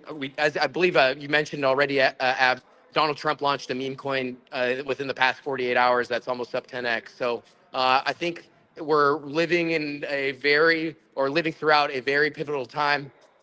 The Capital One Arena is jam-packed right now, so I'm hoping to get a few more interviews in the bag in order to get that real perspective of what the everyday American patriots are thinking. There's been a lot of pain these past few years, guys, and so and it's been echoed across each individual that I've spoke with. But regardless, everybody's made it through this treacherous weather. We're talking about 30 degrees weather, 35 degrees. It's snowing outside now. It was pouring, snowing, but still this arena is packed. That's awesome to hear, Ray. And it's great to hear that the energy is through the roof as well. big thank you and big shout out to Ray Fuentes, the best in the business. Feet on the street, guys. And we're going to Dana White next. This is Dana White live from Donald Trump's victory rally at Capital One Arena. For over 2 decades, and not once has he ever asked me for anything in return. And he's proven again and again how tough he is, but he's also a man who truly cares about people. Everything great that has ever happened to me in my career, he's been the first one to reach out and congratulate me. And more importantly, in the hard times, he's been the first one to reach out and let me know if there's anything I need. And all this during a time when he had a laundry list of his own problems he was dealing with. He is the best human being that I have ever known. So America, it's time for us all to put our differences aside, and we can't do that if we continue to focus on all the issues that divide us instead of all the issues that unite us. The fate of this country is tied to the fate of the president. So if you love America, you should want America's president to be successful. If he strengthens our economy, resolves conflict around the world, and makes our streets safe again, we all win. When America's president is respected around the world, we all win. When America succeeds, we all win. Now it's time for us to come together as one nation, the United States. This moment will be a turning point in our history and a triumph for all Americans. Tomorrow, when Donald J. Trump is sworn in as the 47th president of the United States, the great comeback story begins and our country starts winning again. Thank you, America.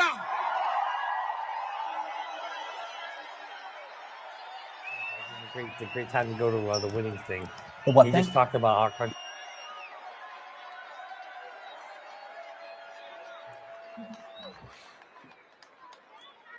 We've heard it before. I'll say it again. We may be winning so much, we may get tired of winning, Johnny Krypto. And you know what's so exciting about this is we are going to expand our conversation into the Trump coin, because I think for the first time ever, people are beginning to understand monetizing attention. But to get the vibes right, as the kids say, right, Johnny Krypto, we're going to go to Donald Trump. You're going to be so proud of your president, and I don't care about that. But you are going to be so proud of your country, because we're going to turn it around, and we're going to start winning again. We're going to win so much. We're going to win at every level. We're going to win economically. We're going to win with the economy. We're going to win with military. We're going to win with healthcare and for our veterans. We're going to win with every single facet. We're going to win so much, you may even get tired of winning. And you'll say, please, please, it's too much winning. We can't take it anymore. Mr. President, it's too much. And I'll say, no, it isn't. We have to keep winning. We have to win more. See, the bottom line is... You know what, Abs, I got to tell you, by far, that is my favorite. Oops, I don't know. I messed it up. That is my favorite. I got it. One of my favorite speeches of all time. That speech was just absolutely brilliant. I'm gonna smash the like button. I'm gonna smash it a couple times. You're gonna win so much, Ab, you're gonna get tired of winning. It's so good. Mr. President, I can't take it. We're winning too much. Please stop. We're gonna keep on winning. Just genius. He's such a great. It's the first time we've ever had in our lifetime a president that I want to say is like borderline entertainer. He knows how to address the audience. He knows what his audience wants. He knows what the American people wants. And here's the most important part. He delivers what the people want. That's why people love him. That's why, Abs, I don't think you know this, he's only the second president. Get this right? Second president and 45 presidents actually won a second term after losing one. Only two. It's never happened. It's only been one other president's done that. So if you think about it, he's kind of accomplished, again, another feat that most people and most presidents don't do. He came back and won again. Why? Because the promises he makes, he keeps. I think, when you look at where the country was headed, it was like going down a trail of disaster. And I think we need somebody like him with his energy, his passion, that cares about America to come back and do what's right for Americans. Well, you know, it's exciting. We got Eric Trump and Laura Trump at the microphone right now. And it's really great because, first of all, Eric Trump follows the Good Morning Crypto program. This is somebody who knows a lot about digital assets. He met with Michael Saylor down in Mar-a-Lago just last week. At the same time, Donald Trump was sitting down with Brad Garlinghouse and Stuart Alderati discussing the future of American crypto assets and probably an American reserve as well. So it'd be great to hear a reference about crypto technology. Maybe I'm being optimistic, but hopium is in the air, as they say, Johnny. So let's hear what Eric Trump and his children, as well as wife, have to say, and then we'll discuss it. Under God, indivisible, with liberty and justice for all.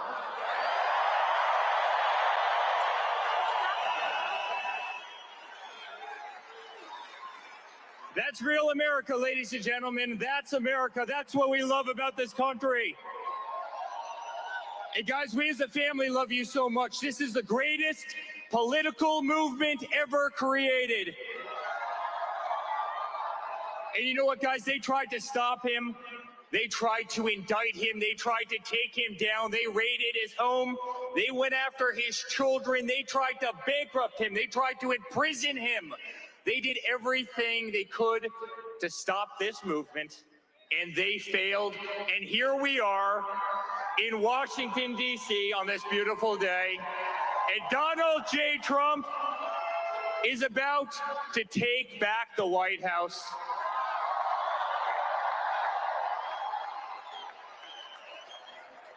And guys, our country is back. Our country will be respected again. We as Americans will be proud again. America will be feared again. We are going to have the greatest nation on earth. The nonsense ends. The bullshit ends right now. We love you. We love you. We love you. Thank you for having me be such a big part of this journey. I'll truly never, ever forget it. Thank you, guys. We love you.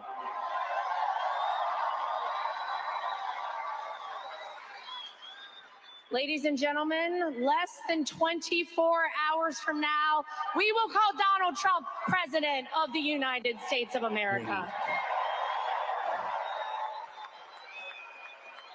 It's not just what we worked for over the past year or even over the past 4 years.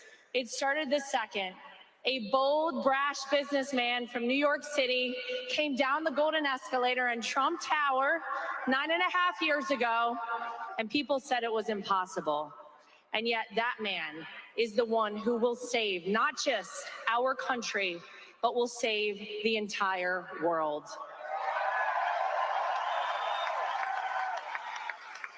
And so I just want to quickly say thank you. Thank you guys for continuing, despite all you heard out there, to believe in Donald Trump, to stand by our family throughout this fight. Thank you for trusting me to be your co-chair of the Republican National Committee. I hope I did you proud. I made promises all over this country when I went and spoke, and I said, you're not going to cheat in this election.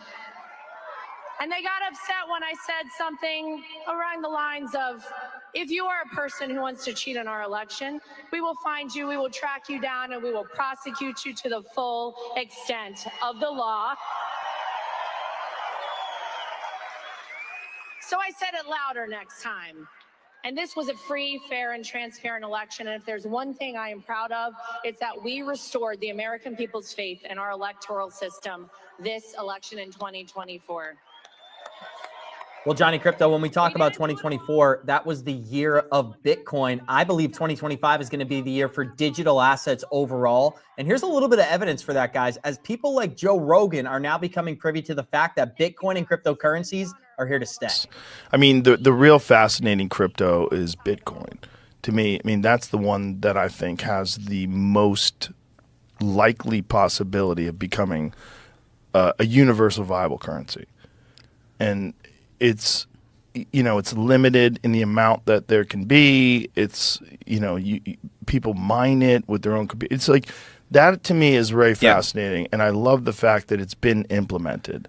And that at least some, like I've had Andreas Antonopoulos on the podcast, and when he talks about it, he's living it. He's spending all of his money. Everything he gets paid is in Bitcoin. He pays his rent in Bitcoin. Everything he does is in Bitcoin. The beginning, guys, we do have Donald Trump Jr. now at the podium. But think about this, Johnny. Just a few months ago, if you brought up the words Bitcoin, a lot of people weren't even open to the idea of having that conversation. Ever since Donald Trump's endorsement of the digital asset industry, we have gone mainstream. And we're going to see a lot more of that heading into 2025. Johnny, I'd love to give you a chance to comment. Then we'll go back to Capital One. I'd say we have gone bonkers. By the way, that is not a promotion for Bonk the coin. Nothing to do with it. The world has gone bonkers. Trump has brought back, what we believe is, new energy back to the space abs, which, has been, as we talked about, squashed and killed. And speaking of that, Eric Trump mentioned all these different things they've tried to do to him, right? Imprison him, take away everything they tried to do to him. He didn't mention the most important one. They even tried to take his life away. The attempted assassination. It's crazy. And yet he kept coming at it. He just keeps coming. Doesn't matter what they do to him. He just keeps coming. And I think that's what people want in a leader that doesn't back down. A leader, and abs, we haven't had a leader like that in a very, very long time. And so it's very, Joe Biden? Yeah. Oh, yeah. I mean, Joe Biden's fantastically. Can't even walk up here steps. Can't walk up steps. But yeah, I'd follow him. Definitely not into an airplane. That's for freaking sure. But, when you think about it from a perspective of, you asked about Joe Rogan, and you played the clip of Joe Rogan talking about Bitcoin being, he thinks is the most fun. Interesting. I like Joe Rogan, but I can't agree with what he said. He said he believes Bitcoin would be has the best chance to be the universal currency. I'm not going to go that far and say that. I don't. Right. I think what he was trying to say, it has the best chance to be adopted by countries as some kind of value retainer, a store of value, digital gold like that. Yes, I can 100% agree with Joe that I think Bitcoin has the best chance to be something that's going to get adopted by all countries, not as a currency, because we know it's very slow and it's archaic and it's not going to be good for, transactions. Something like XRP, however, would be much, much better suited for something like that. But Bitcoin, I think Joe's right. If he was trying to say it could be something more on the order of countries accepting it as some kind of strategic reserve, that I think is very, very possible.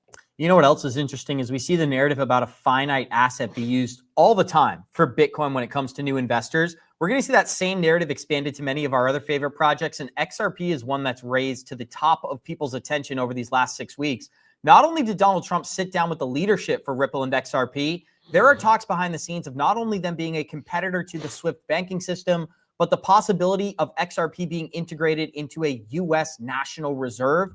Many of our people, many of the crypto community members who have been speculating on this are finally getting definitive answers, and we're going to see a lot more of it in 2025. So we do have Donald Trump Jr. at the stage. I believe his daughter is also speaking as well, so this is going to be pretty exciting.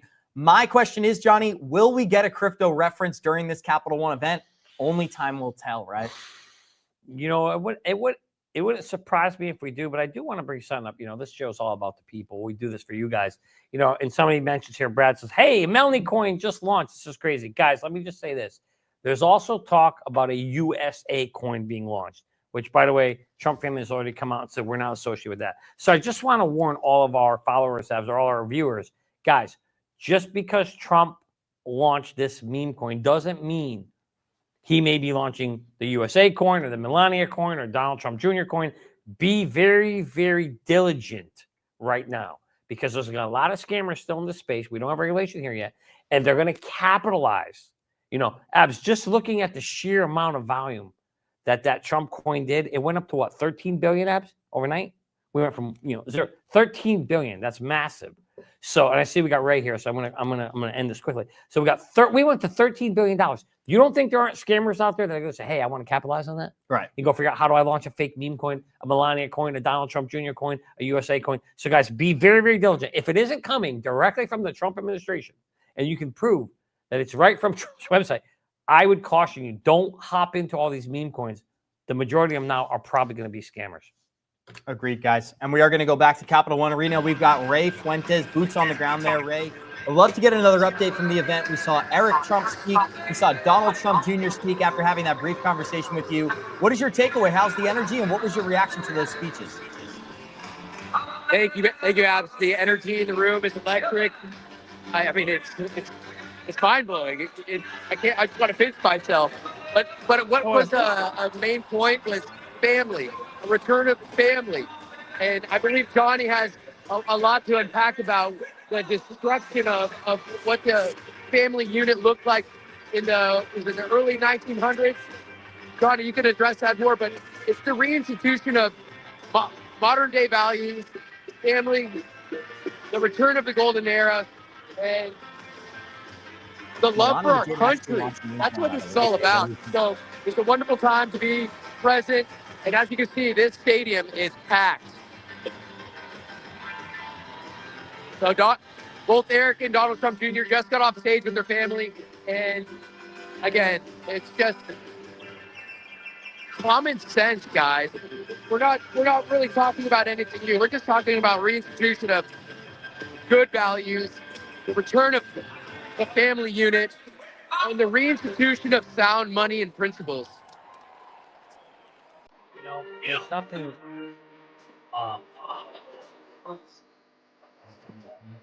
When you think about the idea of that, I don't know.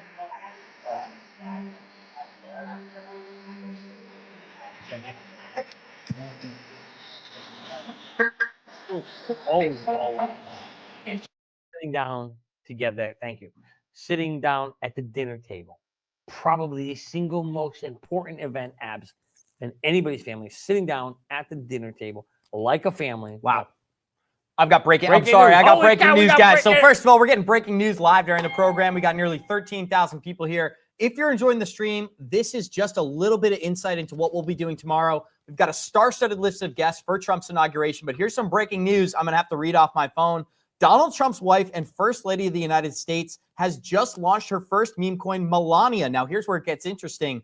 Donald Trump's meme coin just erased $7 billion in how long? 60 seconds, Johnny. What's your live reaction there? I get there it goes. So we're gonna go from Donald. It's like the crypto industry. We go to Bitcoin, then we go to the altcoins, we take all the money out. So first we go into the Donald J. Trump coin, then we go to the Melania coin. Guess what? You know what that tells me, guys? You might want to get it out quick if you do, because guess what's coming next? You're gonna get a Donald Trump Jr. coin.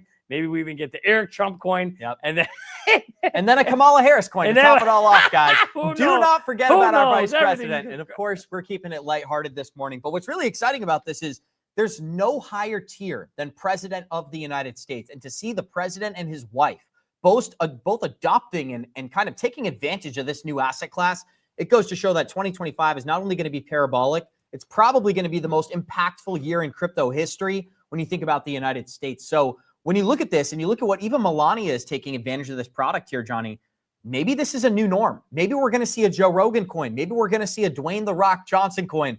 It's limitless. Maybe we'll see a Johnny Crypto coin, right? Well, let's talk about it after the stream and see what happens. Maybe we'll see an abs coin.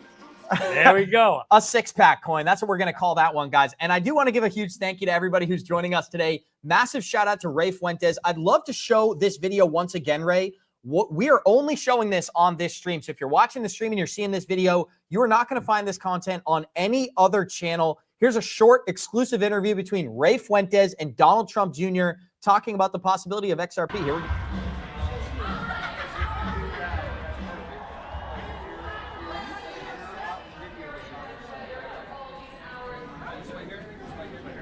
Trump Jr., can I get one photo with you, sir?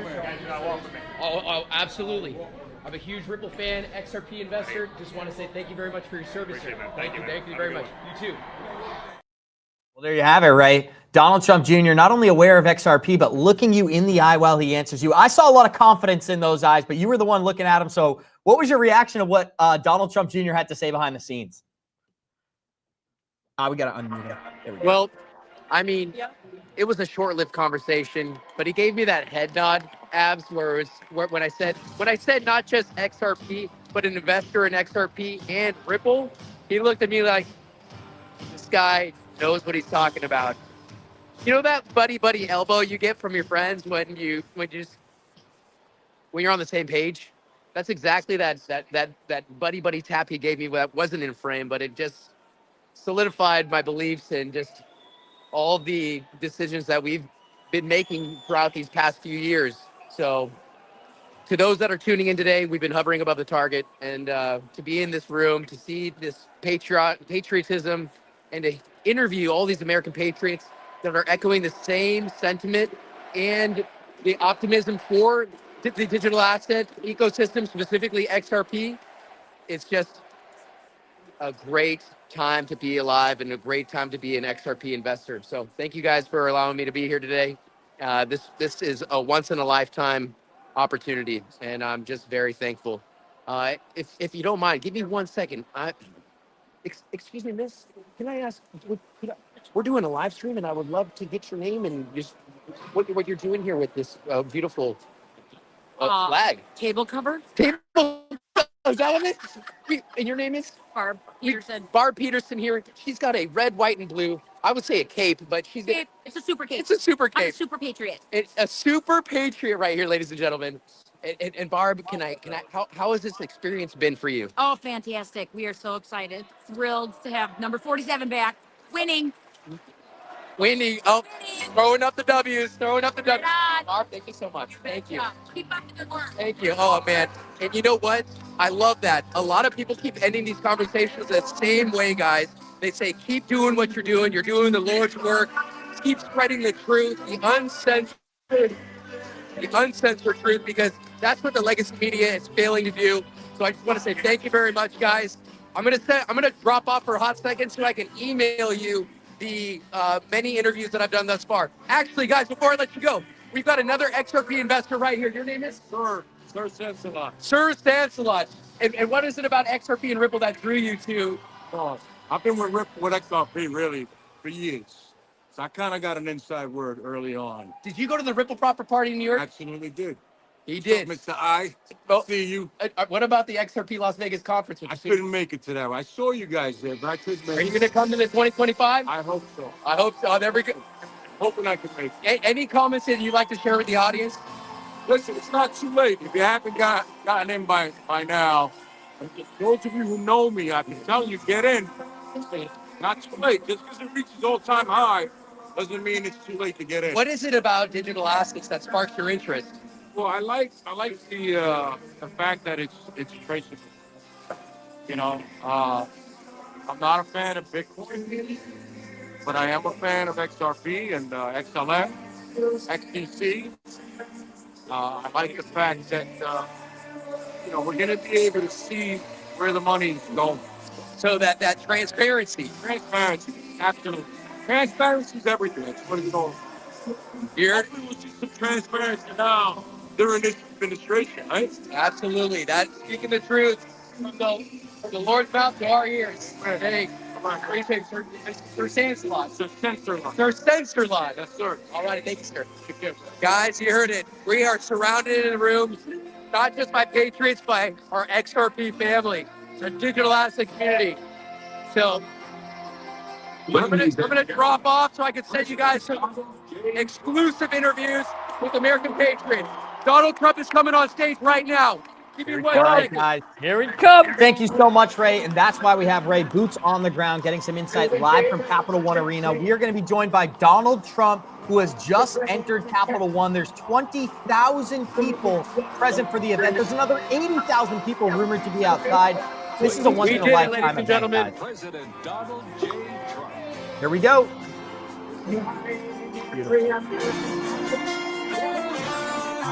From the lakes of Minnesota to the hills of Tennessee, across the plains of Texas, from sea to shining sea, from Detroit down to Houston and New York to LA. There's pride in every American heart, and it's time we stand and say that I'm proud to be an American, where at least I know I'm free. And I won't forget the men who died, who gave that right to me. And I gladly stand up next to you and defend her still today. 'Cause there ain't no doubt I love this land. God bless the USA.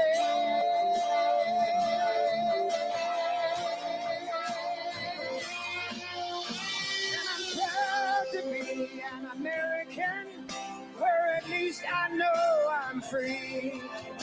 And I won't forget the men who died, who gave that right to me. And I gladly stand up next to you and defend her still today. 'Cause there ain't no doubt I love this land. God bless the USA.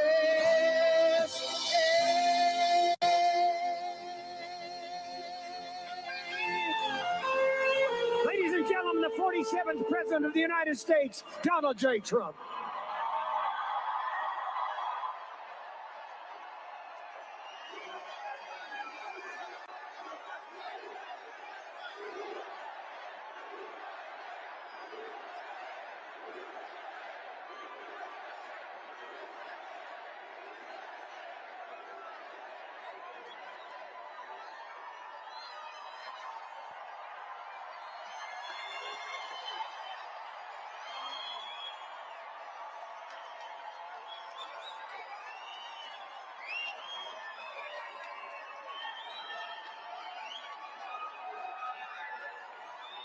Well, thank you very much. Thank you.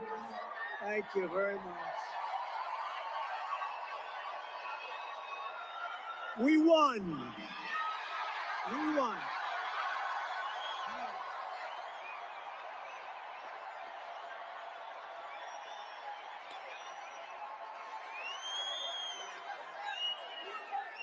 Thank you very much, everybody.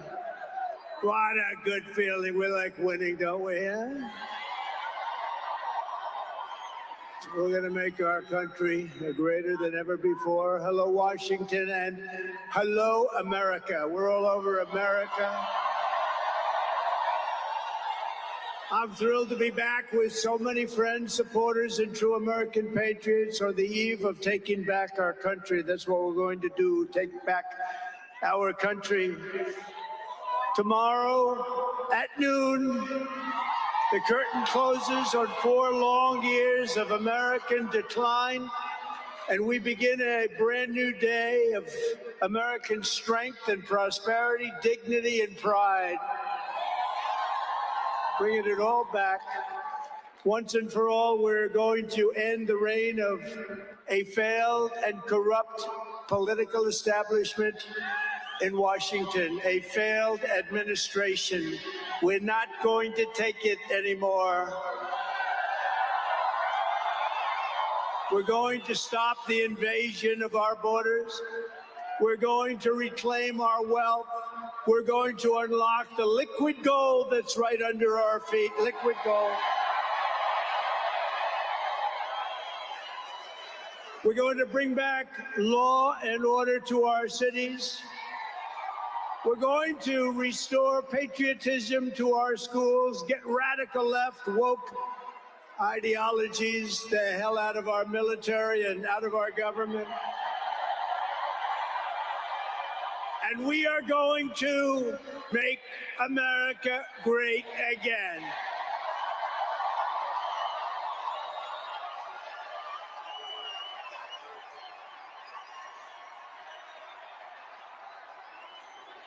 I want to thank the tens of thousands of incredible men and women who have come from all over the nation to take part in this very special moment. And I just heard in watching some of the coverage that there are rallies like this taking place all over the country. People are happy. People are happy. It's been a long time. None of this would have been possible without you and the millions of hardworking citizens who have joined our cause. You know, right over there, just noticed a group of beautiful ladies, beautiful women from North Carolina, right here too. I don't know how the hell they've been to 167 rallies. You believe it? You think their husbands are happy about that? I don't know. But they look beautiful. They're incredible people, and they love our country. Thank you very much. And up here, I see we have front row Joes all over the place. Uncle Sam, Mr. Wall. Oh, boy, oh, boy. But we've been through so much together, and for the next 4 years, I will fight for you every single day. We're going to be fighting for you. This is the greatest political movement in American history. And 75 days ago, we achieved the most epic political victory our country has ever seen. That's what they say. Guys, we are giving you a live update from Donald Trump's victory rally at Capital One Arena. And of course, in the name of our 47th president, we came prepared. Make America and crypto great again.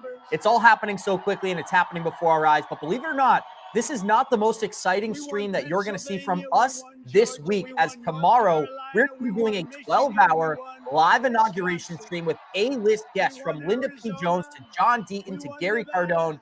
You name it, we're going to be talking about it, everything crypto here in 2025. And Johnny, so far, I'd love to hear your reaction. What's your reaction to Donald Trump's energy, the energy within the building, and the future of this country right now?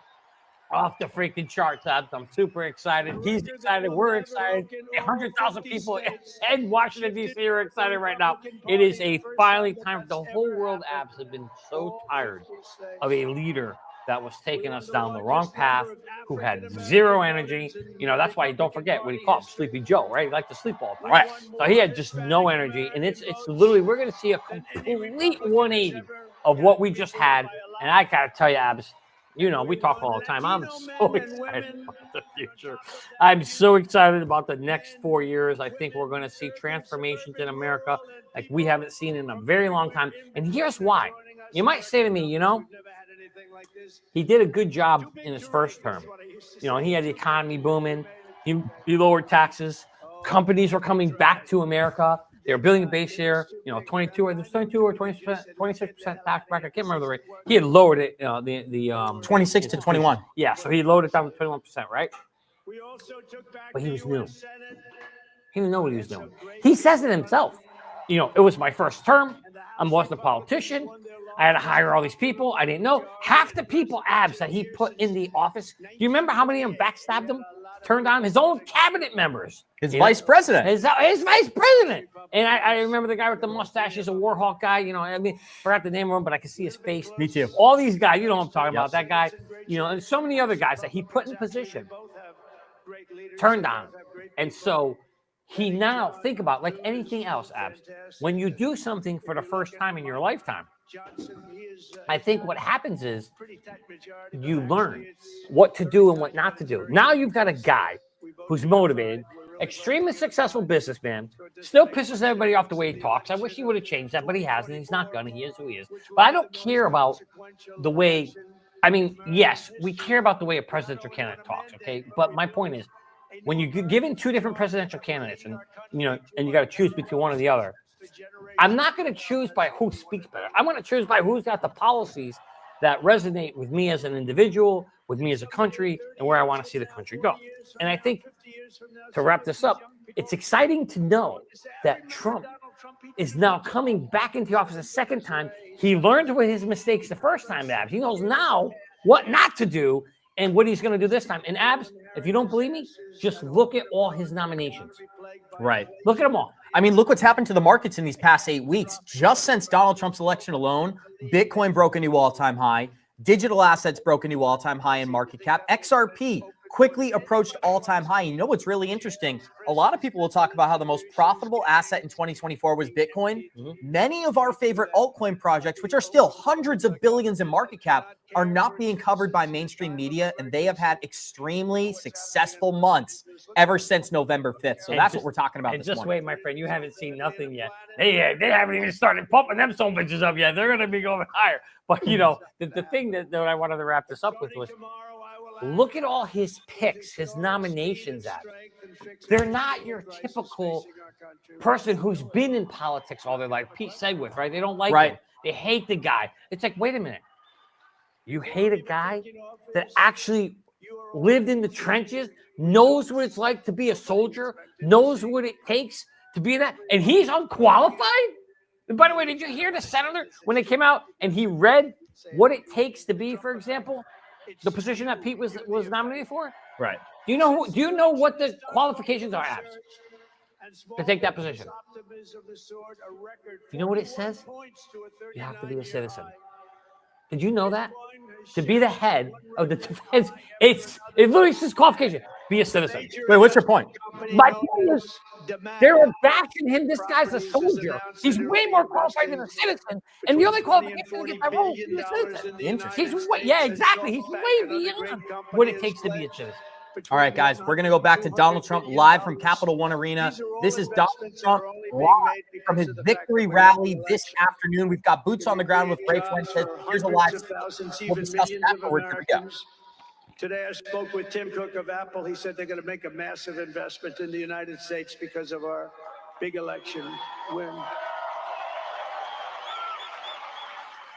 And as of today, TikTok is back.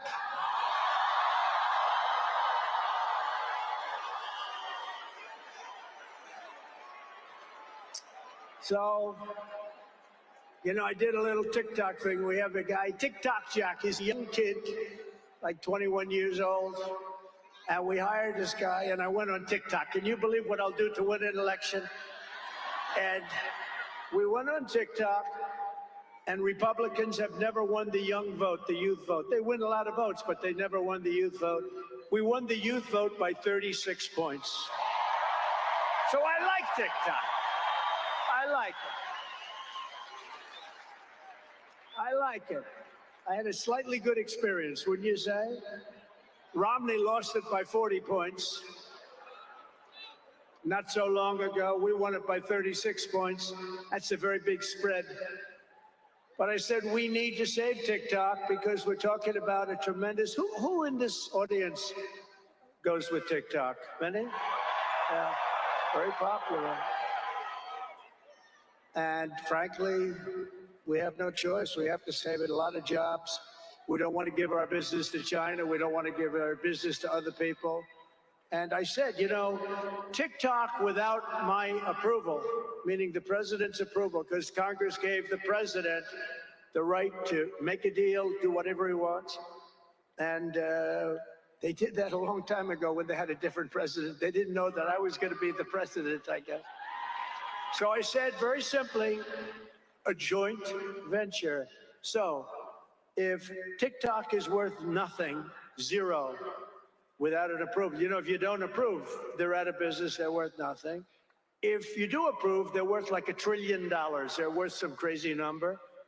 So I said, I'll approve, but let the United States of America own 50% of TikTok. I'm approving on behalf of the United States. So they'll have a partner, the United States, and they'll have a lot of bidders, and the United States will do what we call a joint venture. And there's no risk. We're not putting up any money. All we're doing is giving them the approval, without which they don't have anything. So I don't know. It sounds like that works. What do you think? Good? So whether you like TikTok or not, we're going to make a lot of money. Perhaps most beautiful of all, this week we achieved an epic ceasefire agreement as a first step toward lasting peace in the Middle East. And this agreement could only have happened as a result of our historic victory in November. That was some victory. Was that greatest?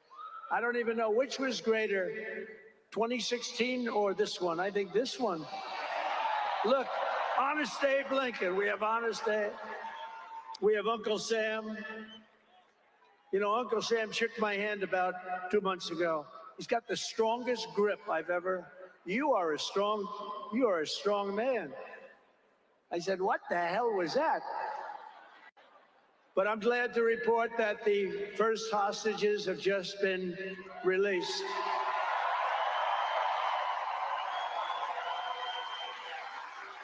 And who knows what's going to happen? I know that Biden is saying that they made the deal. Well, you know.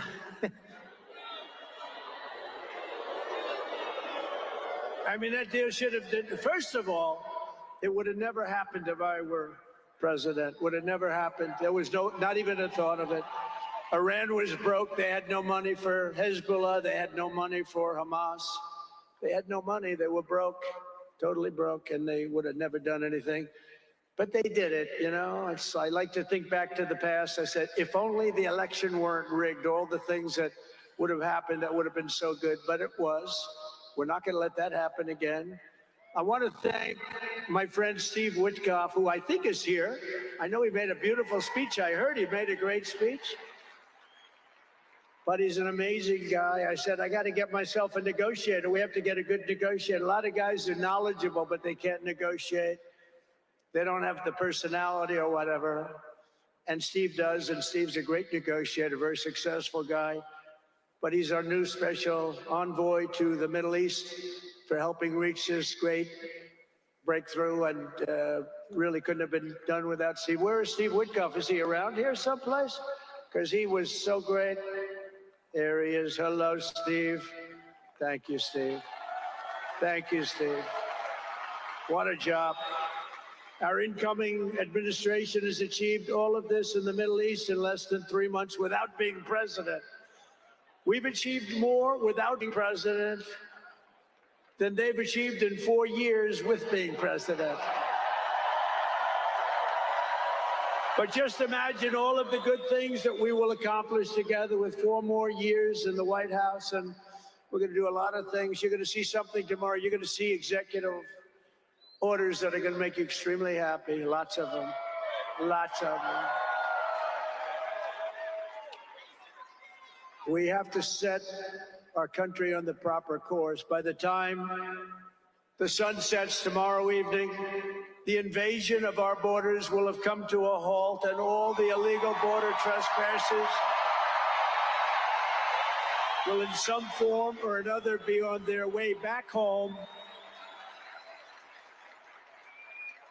Think of it. We've allowed millions and millions of people into our country through open borders, no checks, no vetting, no anything.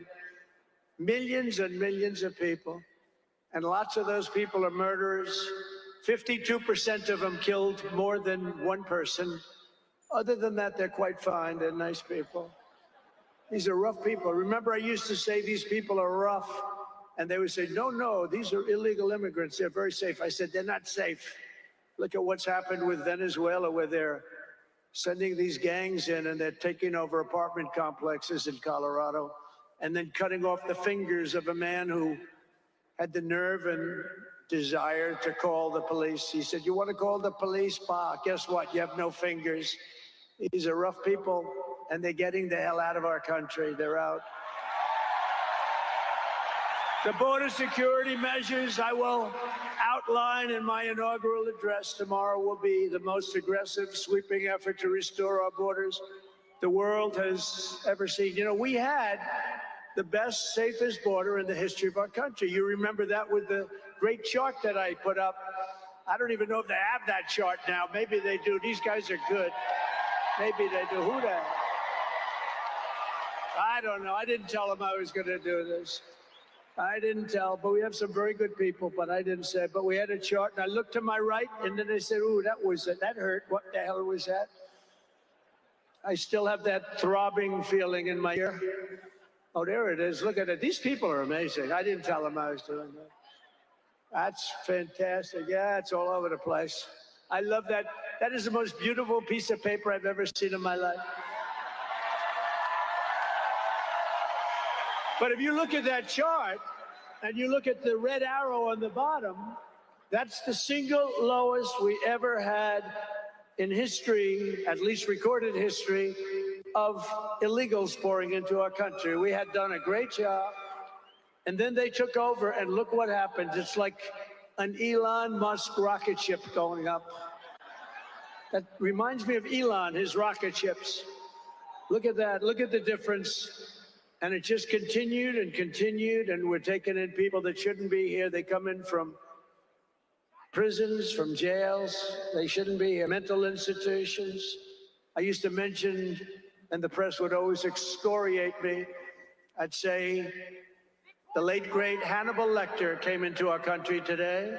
Silence of the Lamb. Anybody see that movie? Lovely movie. And when people went to the voter booth, they said, we don't want Hannibal Lecter in our country. The press would say, why is he bringing up Hannibal Lecter? That was a fictitious character. Actually, they're not so fictitious. We have people in our country that are probably worse that we allowed in. But we will quickly reestablish control of our sovereign territory and borders. We will expel every single illegal alien, gang member, and migrant criminal operating on American soil and remove the savage gang Tren de Aragua from the United States. Here's a little video for you to see about this gang. Go ahead.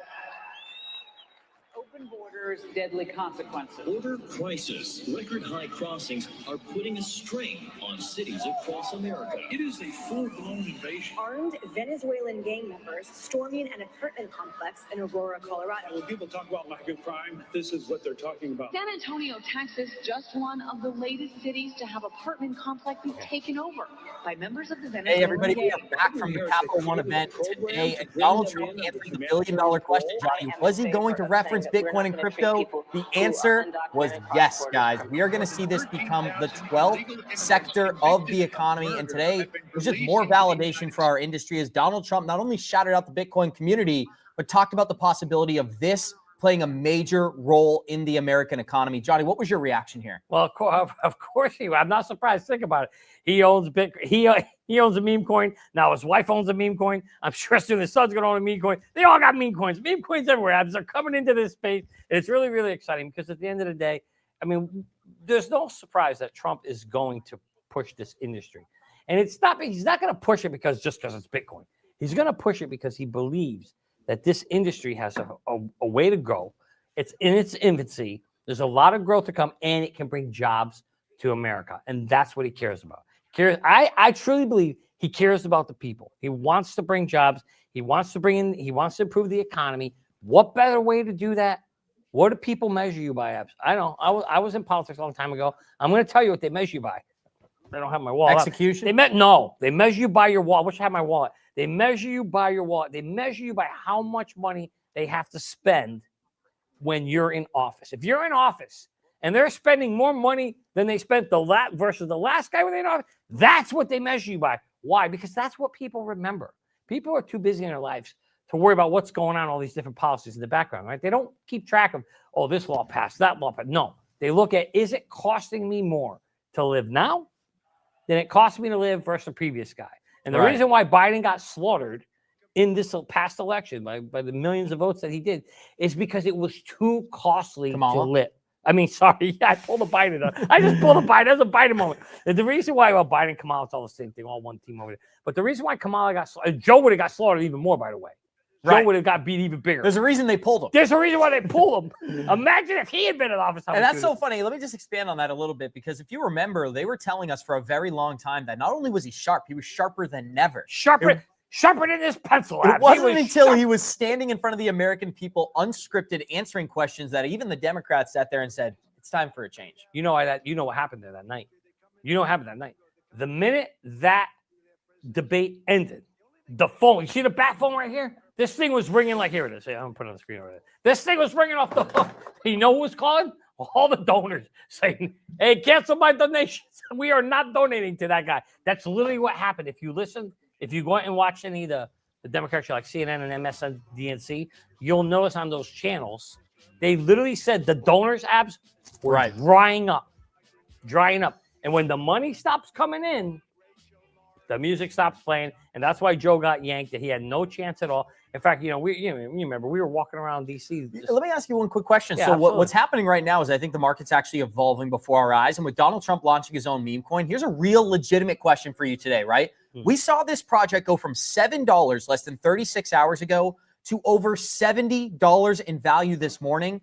That is the type of parabolic momentum that you're not going to find in any other capital market. And there's a lot of people who are 55, 65, 75, even younger people, 25, who are now open to the idea of investing in these technologies because somebody like Donald Trump has entered this asset class. So the question that I have for you is, Johnny, will Bitcoin be that staple of that solid energy of the crypto environment where when people hear about crypto, they learn about Bitcoin? Well, with Trump launching his own meme coin, maybe this is a topic of conversation for a lot of early investors as well. What do you think? I think if you rewinded back 5 to 8 years ago, you would have probably found this space. You would have stumbled upon it if you had gotten into Bitcoin first. Most people when I heard about this space back in 2012, 2013. Now, I didn't invest in it then because I'm an idiot. And I'll have to tell you about that story too one day. You're not an idiot, buddy. Nah, I'm an idiot. You're a good Believe friend. me when I tell you. All right, thank you. You're such a good friend. Thank you. But I'm an idiot because I had a chance to create a mining. So we talked about buying a computer and mining. Yes, I brought the props. We got probably already seen some. I was popping. We got the monkey over here. We got a bunch of other stuff. But so the reality is, I missed the boat back. But anyway, I got into the space. I had heard about it, Abs, through Bitcoin. I didn't hear about it through in 2013, 14, 15. There was only a few coins. There was Bitcoin, there was Ethereum, and God, it was so long ago. I'm going to say it was Litecoin, maybe one of those, like or Bitcoin Cash. That's how I heard about it, and that would make sense because that's all there were. Now, fast forward to today, where there's over 30,000 coins, and memes are stealing the show. Apps. When you look at the coins, a lot of people make a lot of money. Sorry, let me rephrase. A little bit of people make a lot of money really, really fast in meme coins. Way faster than, what we've done in XRP. Look how long it's taken. So I think, yes, you will now hear people coming into this space, not only through Bitcoin anymore, but through the meme coins and through maybe some other apps. Maybe it's just some popular altcoins that are near the top. Right. Okay. I think you'll XRP, Ethereum. There's a reason Solana. Donald Trump is meeting with Ripple. Right. And it's not because he wants to pump their bags. It's because they're building the future of the digital asset class. And all this is happening behind the scenes. Sorry to cut you off. No, you're absolutely right, Abs. And the reality is there's real money. Dude, we're talking 200. XRP is bigger than half the biggest companies in the world right now. It's bigger than Verizon. Verizon, it's bigger than BlackRock. Microsoft. Yeah. Goldman Sachs. Not BlackRock. It is bigger than BlackRock. BlackRock is valued at $148 billion in the New York Stock Exchange. You're absolutely right. And what is XRP? Yeah. 200 billion. Yeah, I was thinking. We got Elon Musk joining us now, guys. Elon. We'll continue these fun conversations afterward. We're going to go back to Elon Musk at Capitol Arena. Thank you. We'll discuss. Thank you, Mr. President. The King of Doge. Sorry, Little X just followed me on the stage here. He's a very enthusiastic supporter, as you can see. Yeah. So we're looking forward to making a lot of changes, and this victory is the start, really. What matters going forward is to actually make significant changes, cement those changes, and set the foundation for America to be strong for a century, for centuries, forever. So.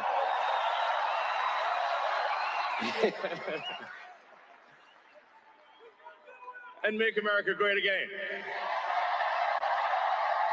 Yeah.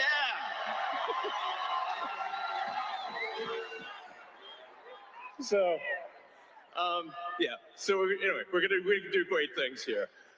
Thank you.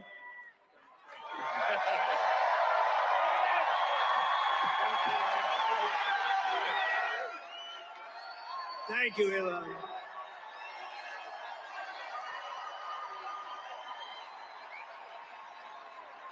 I always say we have to be protective of our geniuses because we don't have too many, but that one is a good one. Now, I watched his rocket come down about 3 months ago, and I thought it was crashing. I was talking to somebody on the phone. By the way, same thing happened yesterday. It came down, and it was captured so beautifully. It came down, it's tumbling, it's a mess, it's going down. I say, oh, look at that thing, that's a disaster.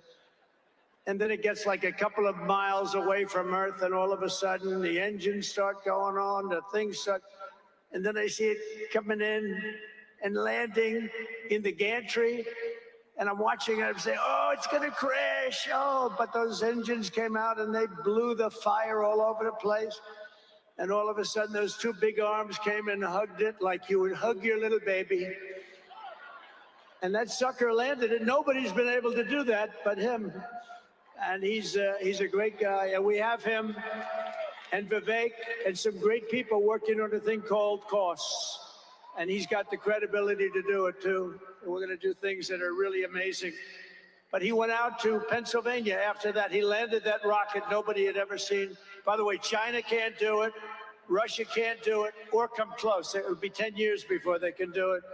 And the U.S. can't do it except for him. And it's pretty amazing. But he did that. And then he journeyed to Pennsylvania, where he spent like a month and a half campaigning for me in Pennsylvania. And he's a popular guy, and he was very effective. And he knows those computers better than anybody, all those computers, those vote counting computers. And we ended up winning Pennsylvania like in a landslide. So it was pretty good. It was pretty good. So thank you to Elon. And his son's name, who's cute as a button, his son's name is X. He's the only guy who could get away with the name X. But his son is a great guy. One thing we know, his son is smart. If you believe in the racehorse theory, he's got a nice, smart son. But thank you very much to Elon and everybody. We've had so much help. Every radical and foolish executive order of the Biden administration will be repealed within hours of when I take the oath of office. Oh, you're going to have a lot of fun watching television tomorrow. Somebody said yesterday, sir, don't sign so many in one day. Let's do it over a period of weeks. I said, like hell, we're going to do it over weeks. We're going to sign them at the beginning.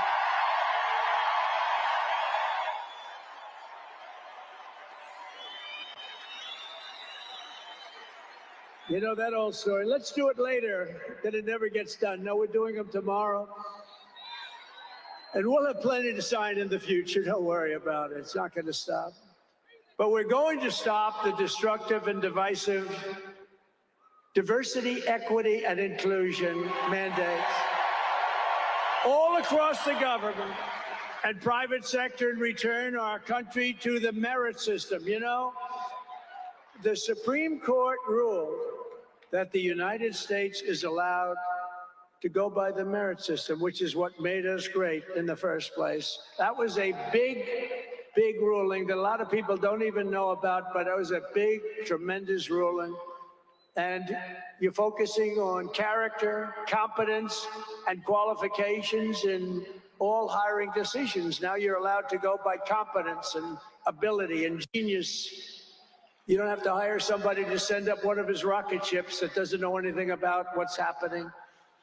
As a first step toward restoring transparency and accountability to government, we will also reverse the overclassification of government documents. And in the coming days, we are going to make public remaining records relating to the assassinations of President John F. Kennedy, his brother Robert Kennedy, as well as Dr. Martin Luther King Jr. and other topics of great public interest. It's all going to be released, Uncle Sam.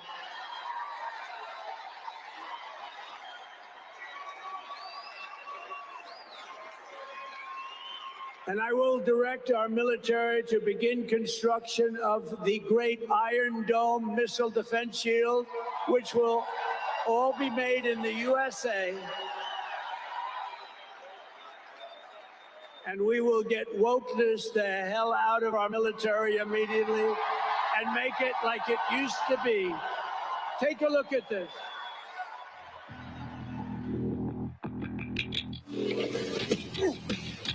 You little scumbag! I got your name. I got your ass! You will not laugh. You will not cry. You will learn by the numbers. Happy Pride. Well, Johnny Krypto, we just heard it once again. Donald Trump does plan on releasing the files associated to JFK's assassination. And what's really interesting about that is the most impactful interview during the presidential cycle was when Donald Trump collaborated with Joe Rogan, and they had this very same discussion. And there was something that stuck with me about that interview. He said that if the American people knew who was involved, they would be shocked and possibly disappointed. So with that being said, I wanted to get your reaction, Johnny. What is your thought? You know, Abs, at the end of the day, the whole JFK thing, you know, there's been massive conspiracy theories around it. So we all know that there. And I know that there was a mandate, here we go, to release the records. I believe it was in 2017. So we've been waiting a long time to get these records to see, so they were sealed for over 50 years.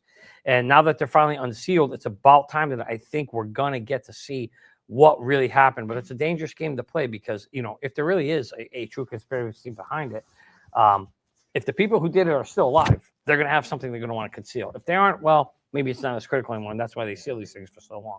But I hope we're finally going to get to the bottom of it. It would be really, really great to get to understand the true understanding of what happened where did we go wrong, and how do we make sure we prevent that from ever happening again? So I'm very excited. And man, there's going to be movies made about that one as they get the true facts released on this. Agreed, Johnny Krypto. And once again, for any of our listeners who are just tuning in, we are doing some live coverage of Capital One Arena where Donald Trump is hosting his victory rally. We know 20,000 people were allowed indoors. There's another 80,000 individuals outside the building as well. So there's a lot going on in Washington, D.C. We're going to be covering it all. And if you're excited about that, smash that like button to show us a little bit of support. Tomorrow, 8:30 a.m. Eastern, we are going to be live for 12 hours straight, having great discussions with many of your favorite influencers, whether it's Linda P. Jones, John Deaton, Gary Cardone, the list goes on and on. Johnny, a couple of things that we're also going to expand upon tomorrow is the future of the American markets and how crypto will be a pillar for our economy. That is not my opinion. That is Donald Trump's opinion here in 2025. But with that being said, guys, we're going to head back to Capital One Arena and give you some live coverage from Washington, D.C. Next Secretary of Defense. Where's Pete? Where's Pete? Pete's here someplace. Where is he? Good job, Pete. They like you, Pete. Thanks, Pete. They like him. To bring back integrity to our intelligence community, Tulsi Gabbard will be our next Director of National Intelligence.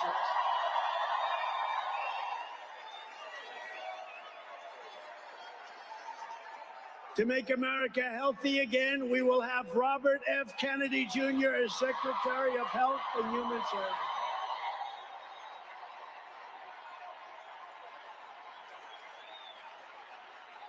To end the weaponization of our government and restore the impartial rule of law. Oh, this is so important. She's so incredible.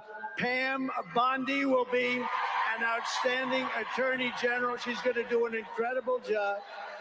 She will do an incredible job, and she's working with another person who's going to be unbelievable at the FBI, Kash Patel.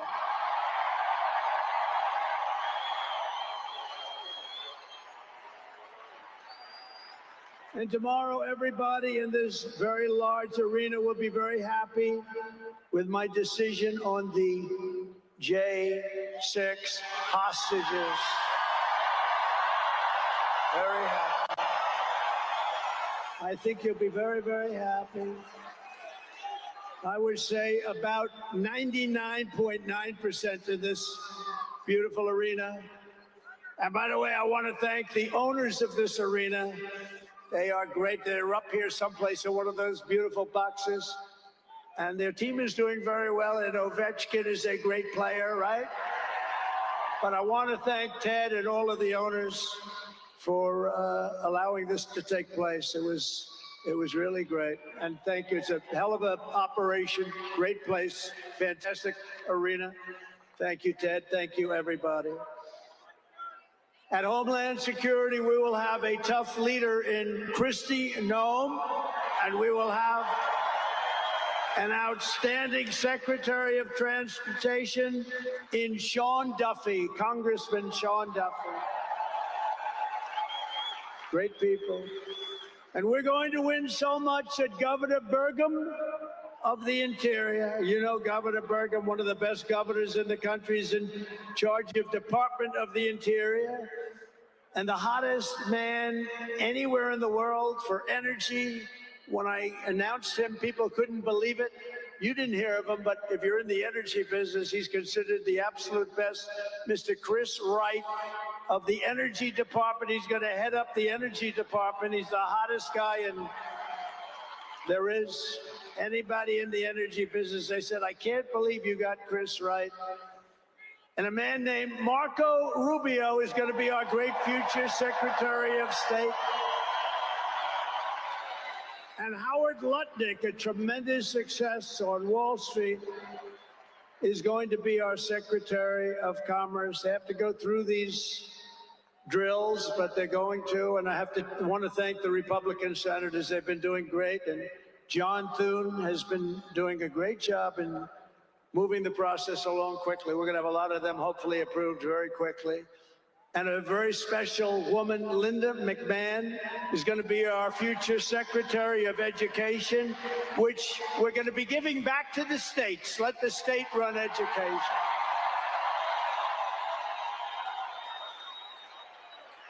I said to Linda, Linda, I'm making you the Secretary of Education, but if you do a great job, you will put yourself out of a job because you're going to be sending it back to the states. And she's fantastic. And her staff, which has been largely hired, is fantastic. And all of the other leaders will come to me and they're going to say, do you remember I used to do this for fun? But it's really not fun, it's fact. Because we have to do some of best of, right? But they're going to come and say to me, sir, we're winning too much, sir. We can't take it anymore. We have to stop winning, sir. We can't do it. We're not used to winning in our country. And each one of them is going to say, every single one, sir, please, you're destroying our country. We're winning too much. Our country isn't prepared for this. They're not used to winning, sir. And I'll say, no, Linda and everybody, we're not going to stop winning. The people of our country want us to keep on winning, and we're going to go win like never, ever before. And that's what we're going to do. We're going to be doing it, Uncle Sam. Uncle Sam is having a heart attack down here. Look at him. Uncle Sam is going wild. And they think I pay for these people. I have no idea who he is. All I know is he does. And there's Abe Lincoln. Thank you, honest Abe. I have no idea. I swear, I have no idea who the hell he is. But he looks like Abe. He's probably a little bit shorter, in all fairness. Abe was 6'6". He's a little bit shorter. He's about a foot shorter. Other than that, he's perfect. Thank you, Abe. In addition to the most talented cabinet ever assembled, and we think we're hearing things like that, we will be supported in our mission by countless wonderful American patriots. First, let me thank my incredible family, and I want to thank in particular somebody that headed up the Republican Party, along with Mike, the two of them, Lara Trump, who you saw before, who produced those two beautiful children. Lara Trump is unbelievable. She was the chairman of the Republican Party. And nobody ever said, oh, gee, it's a family member. They actually said, how the hell did you get her to do it? And she did a phenomenal job. We had a minimum of cheating. We watched them like a hawk. Where is Laura? Where the hell is she? But she did some job. See, she wants to be nice and quiet. She's here someplace. Thank you, Laura. Thank you very much, hon. She's phenomenal. The job she did, and her son was up. Didn't they do a beautiful job? The son and the daughter. How many young kids know that one? They don't know that one. But her husband is somebody I'm very proud of. He's doing a great job. He's been subpoenaed more than any human being in history, I believe. Every day he'd get a subpoena from Congress on something, oh, bullshit. But he got a subpoena. He's got a PhD in subpoenas. But he did a fantastic job. And Don, you know all about Don, how he did. He's great. He's very popular, too. He knows a lot about guns, I want to tell you that. We had, by the way, I have to tell you, we had great support from every gun group, including the NRA, which really worked hard. And Ivanka and Jared are here, and Tiffany and Michael are here, and Barron and my 10 incredible grandchildren, and another one coming through Tiffany. And of course, I want to thank our next Vice President of the United States, J.D. Vance. Wherever he may be, there's a lot of people. Wherever the hell he is, he's here someplace. It's a lot of people. It's a little tough when you say, where is he? You know, you got a lot of people in here. But J.D. Vance has been extraordinary. And he's got an unbelievable wife, the Second Lady of the United States, Usha Vance. So, Usha, thank you very much. Beautiful couple, great people. We're also pleased to be joined tonight by Hulk Hogan, the Hulkster. The Hulkster. One thing, it's not hard to find him. All he has to do is stand up and you say, there he is. But he's great. And Kid Rock, wow. Kid Rock is a friend of mine. He's a friend of mine for a long, long time. He did that thing on Budweiser. Budweiser will never be the same when he did the gun with a MAGA hat. That was the commercial that everybody saw. Also with us tonight is a great actor, tremendously talented guy, Jon Voight, who's great and a friend of mine. And Sylvester Stallone is here. Great guy. And you know, I got Mel Gibson, Sylvester Stallone, and Jon Voight to become ambassadors to Hollywood, California, to put it back on track. So they're all ambassadors. You have to refer to them as ambassador, Mr. Ambassador. And a man who's got an army of young people, Charlie Kirk, is here. And I want to thank Charlie.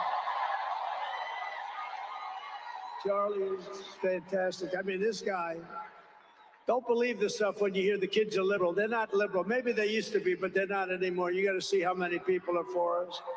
And I want to thank Megyn Kelly. She's been terrific. She's been really good. And Billy Ray Cyrus. And Lee Greenwood. Wow, has he been something. What a song and what a man. And you know, by the way, these microphones, you see the microphones? I said, what the hell are those microphones doing standing behind me? You're going to have a little special treat at the end of this speech. I don't want to tell you because you'll rush me off the stage. Get off the stage. But you have a little special treat, and I won't tell you, but let's put it this way. It's the people that 30 years ago had a hot song, never hit #1, hit #5. But 30 years later, it hit #1 week after week. And they're here to sing. They're here to sing for you. And you won't recognize them. They're slightly larger than they used to be, but that's the way life goes.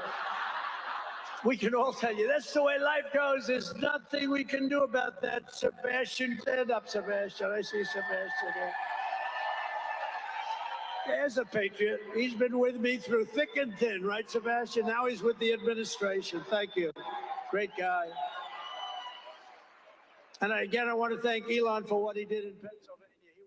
Well, this is pretty awesome, guys. We've had Megyn Kelly. We had both of Donald Trump Jr.'s children. And now we have Elon Musk joining him live at the Capital One Arena, celebrating Donald Trump's victory this fall. And I think what's so exciting about this is we're seeing all sides of the communities come together here. We're going to see a lot more of that heading into 2025.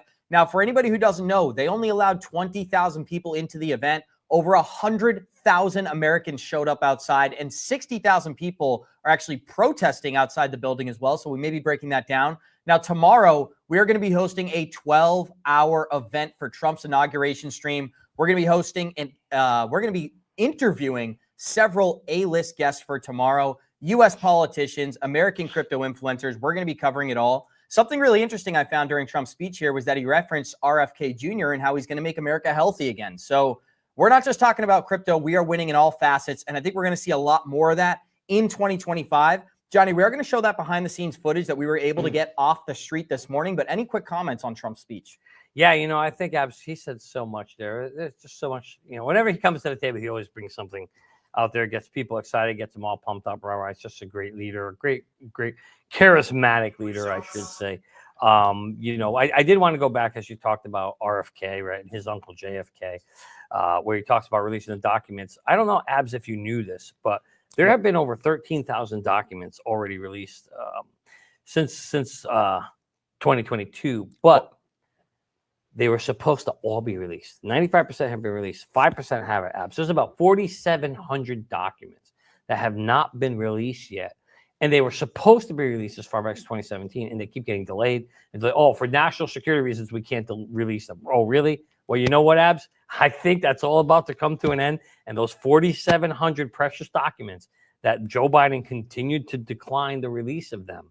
Well, that's coming to an end. We're going to get to see what's in those 4,700 documents if Trump does go ahead and keep his promise and release that. But overall, yeah, so many guests, so many people happy to be there. It's just, I think the future is really excited. We are excited, Abs, because like you said, 12 hours, guys, tomorrow, we are going to be coming at you live with coverage from the event. We've got a superstar studded lineup. We got great topics to talk about, starting, all the way from crypto to politics to where we're going in the future and what it can mean for America. So don't forget to join us live at 8:30 a.m. Eastern time right here on this channel and all our social media channels. But it's going to be very, very exciting, Abs, to see tomorrow a new dawn or era in America. Absolutely, Johnny. And not only do we get a $1 billion question answered from Ray Fuentes, feet on the street, as we like to say, but Donald Trump also referenced Bitcoin during his speech today, stating the Trump effect is in full effect. That is exactly what he had to say. With Bitcoin shattering one record high after another, 2025 is set to be a year of success, according to U.S. President Donald Trump. Now, what's exciting about this stream is we're going to give you some access that you're not going to find on any other channels. Here's a video that we got from Chris where he is showing us exactly what's happening outside Capital One Arena. It's total insanity out here. Nobody knows where the end of the line is. There's tens of thousands, 50,000, 100,000 people outside this thing. Everybody's here going wild. There's gates everywhere. There's military everywhere. There's thousands of people. Just looked yesterday. It's insane. Check it out over here.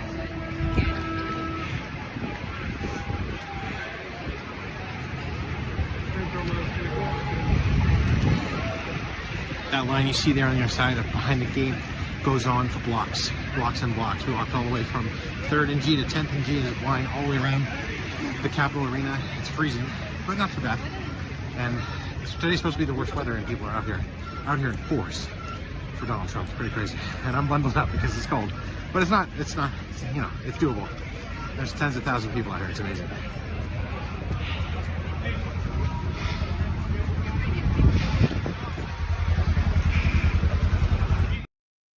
And as you can tell, you can see there's thousands of people out there. It's snowing, it is raining, it is windy, and still 100,000 Americans showed up to the event.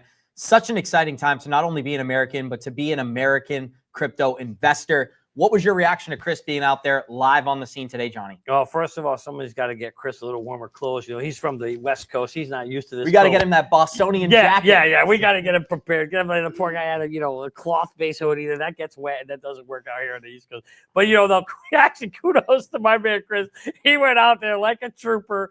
Scouting the grounds over there. Walking, it kind of made me feel like, those reporters when they're out there in the hurricane and the wind's blowing all over, the hair's blowing, everything's blowing around.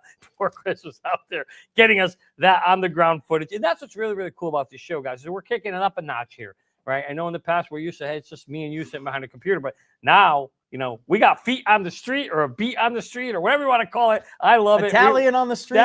Well, we don't have Italians on the street yet, but but the reality is we're going to be bringing you more live coverage and try to do things. We can bring more footage to you, just like any other news channel would. Right. Being able to give you what's going on right at that moment in time. And that was really, really awesome, Coach. So I want to give a shout out to our man, Chris. By the way, do we know if he's still out there? Did somebody send that man some warm shoes? Rumor is he turned into a human icicle. I cannot confirm, guys, but that is what I'm being told in my earpiece, Johnny. So I thought I should share that. Well, I hope he's okay. I'm going to make a donation. We can't donate on this live channel. Hey, you can't donate to a human icicle. Yeah, it's not even possible. You can donate a blow dryer and you turn them back into a human again. We'll melt them down. And you know what we're queuing up in the background is some of that live footage where Donald Trump had referenced Bitcoin in his speech. So I'm going to get that set up for a lot of our listeners.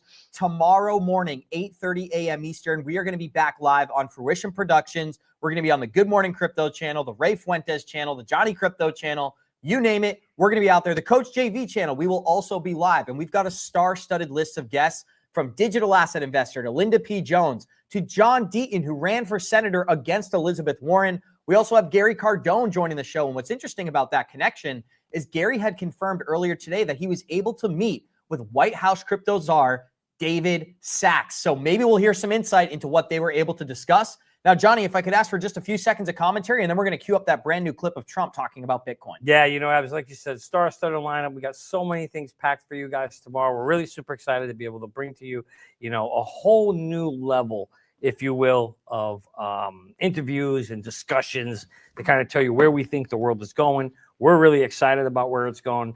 And you know, God, it's the possibilities are so endless when you think about where we started 4 years ago, and we've been getting beat up, and now we're finally at the point where we're turning a new page. And tomorrow, guys, we turn that new page. Not only do it here, but one other place you can also follow us too is going to be on Tech Pulse. So make sure you subscribe to that channel as well. Very casual. Hold on, guys. We are launching a new channel called Tech Pulse, where we're going to be providing interesting content like this on a weekly basis. So if you enjoy this stream, head on over to YouTube, type in Tech Pulse, and then you'll be able to find much more of our content starting tomorrow here with the 12-hour inauguration stream. Now, what's really exciting for people is there's a lot of footage that nobody is covering right now. So we may be the only channel on all the interwebs giving this a crypto-focused approach to the inauguration event. Johnny, I'm going to cue that up and then we'll get started. But what do you think about that?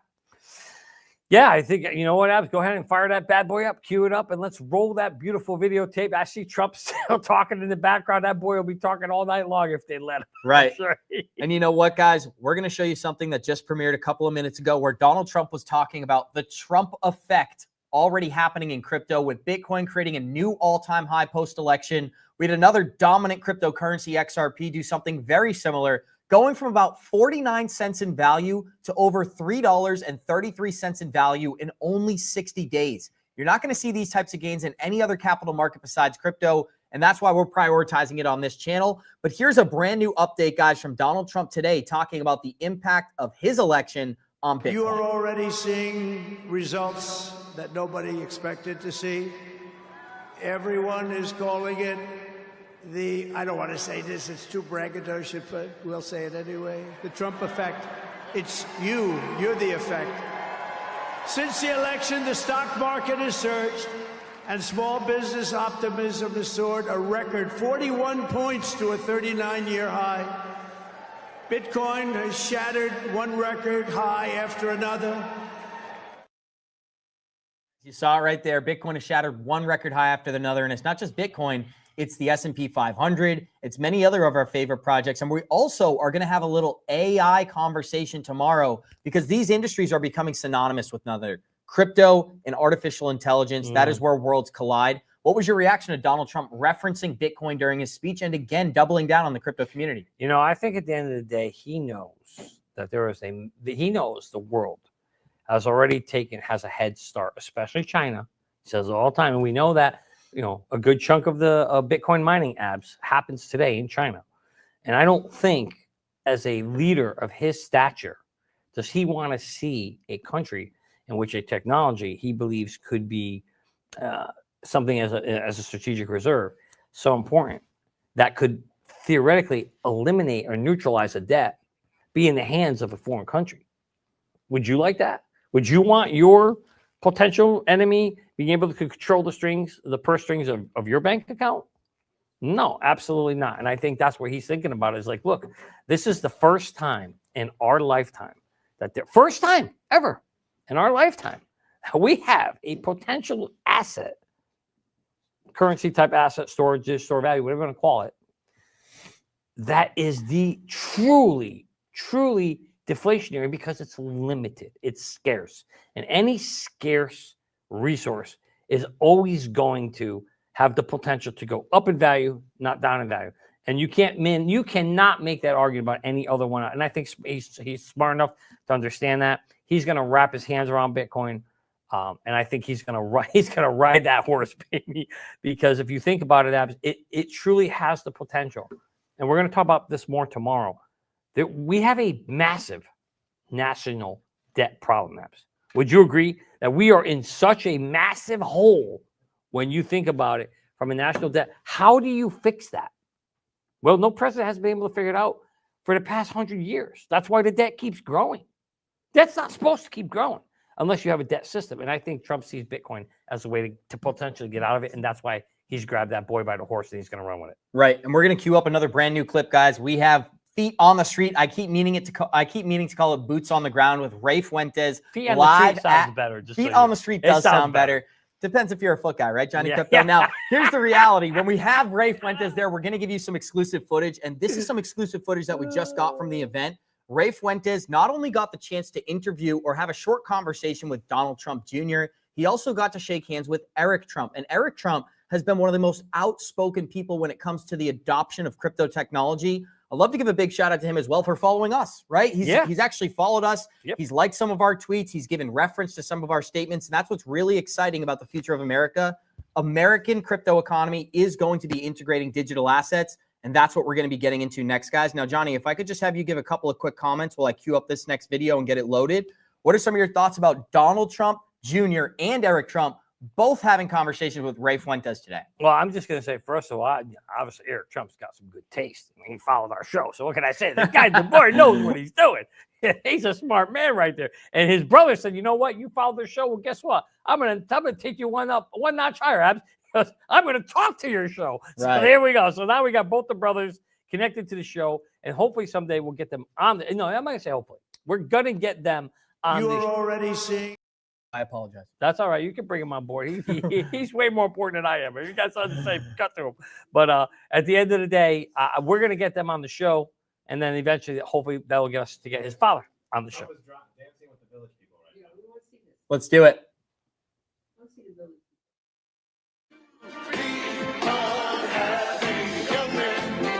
There's a place you can go.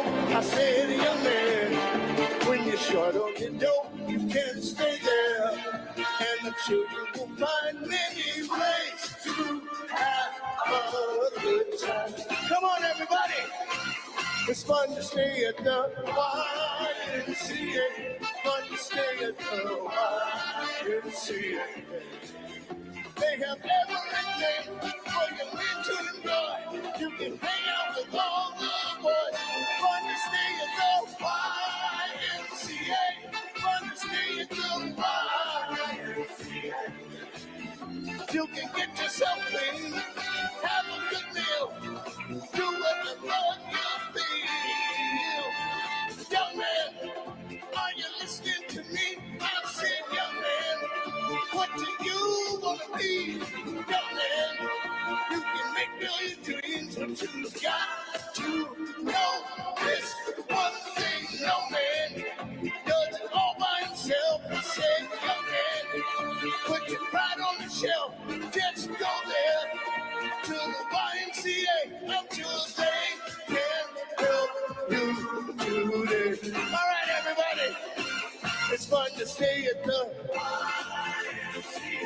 It's fun to stay at the YMCA. They have everything for your mental God. You can hang out with all the boys. Fun to stay at the YMCA. Fun to stay at the YMCA. You can get yourself clean, have a good meal, do whatever you feel. Young man, I was once in your shoes. I said I was down and out with the blues. I felt no man. If I were alive, I felt the whole world was so dry. That's when someone came up to me and said, young man, take a walk up the street. It's a place there called the YMCA. They can start you back on your way. Everybody, it's fun to stay at the YMCA. It's fun to stay at the YMCA. They have everything for your men to enjoy. You can hang out with all the boys. YMCA. It's fun to stay at the YMCA. Young man, never make you feel down. Young man, pick yourself off the ground. YMCA.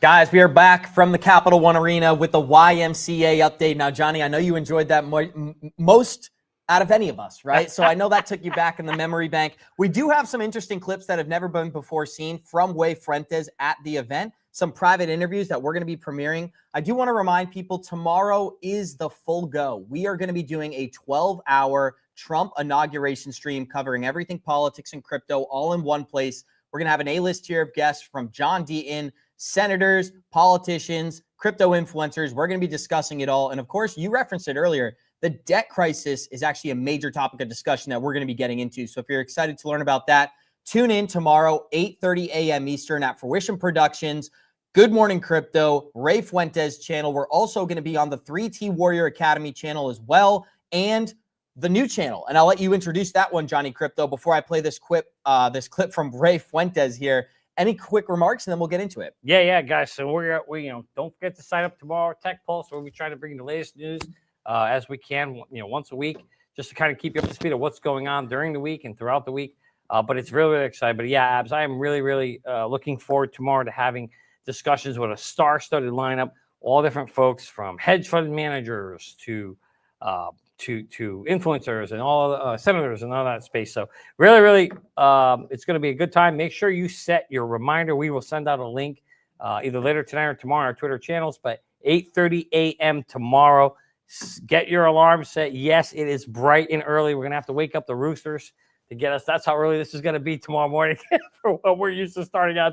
But I am looking forward to it. I will be here fresh, bright and early to get this bad. We'll all be both here to kick this bad boy off. You know what's really exciting too? We got some Mark Yusko comments in the chat from Mr. Samuel C. Well, guys, Mark Yusko gave a formal apology about the XRP community. He said, ever since November 5th, times has changed, and so has his opinion. So we're going to be showing you some never-before-seen footage from our interview with Mark Yusko, where he extends his hand, he apologizes, and he asks for forgiveness, I guess, from the XRP community, not from Johnny Crypto and I, but from the XRP community at large. Now, with that being said, by the guys, way, Abs, that's what a real man does. When he makes a mistake, he admits it, he apologizes, and he literally said that to me. He said, I said some things I shouldn't have said. And, so that's cool. And I respect men like that. I love that. That's what I look for.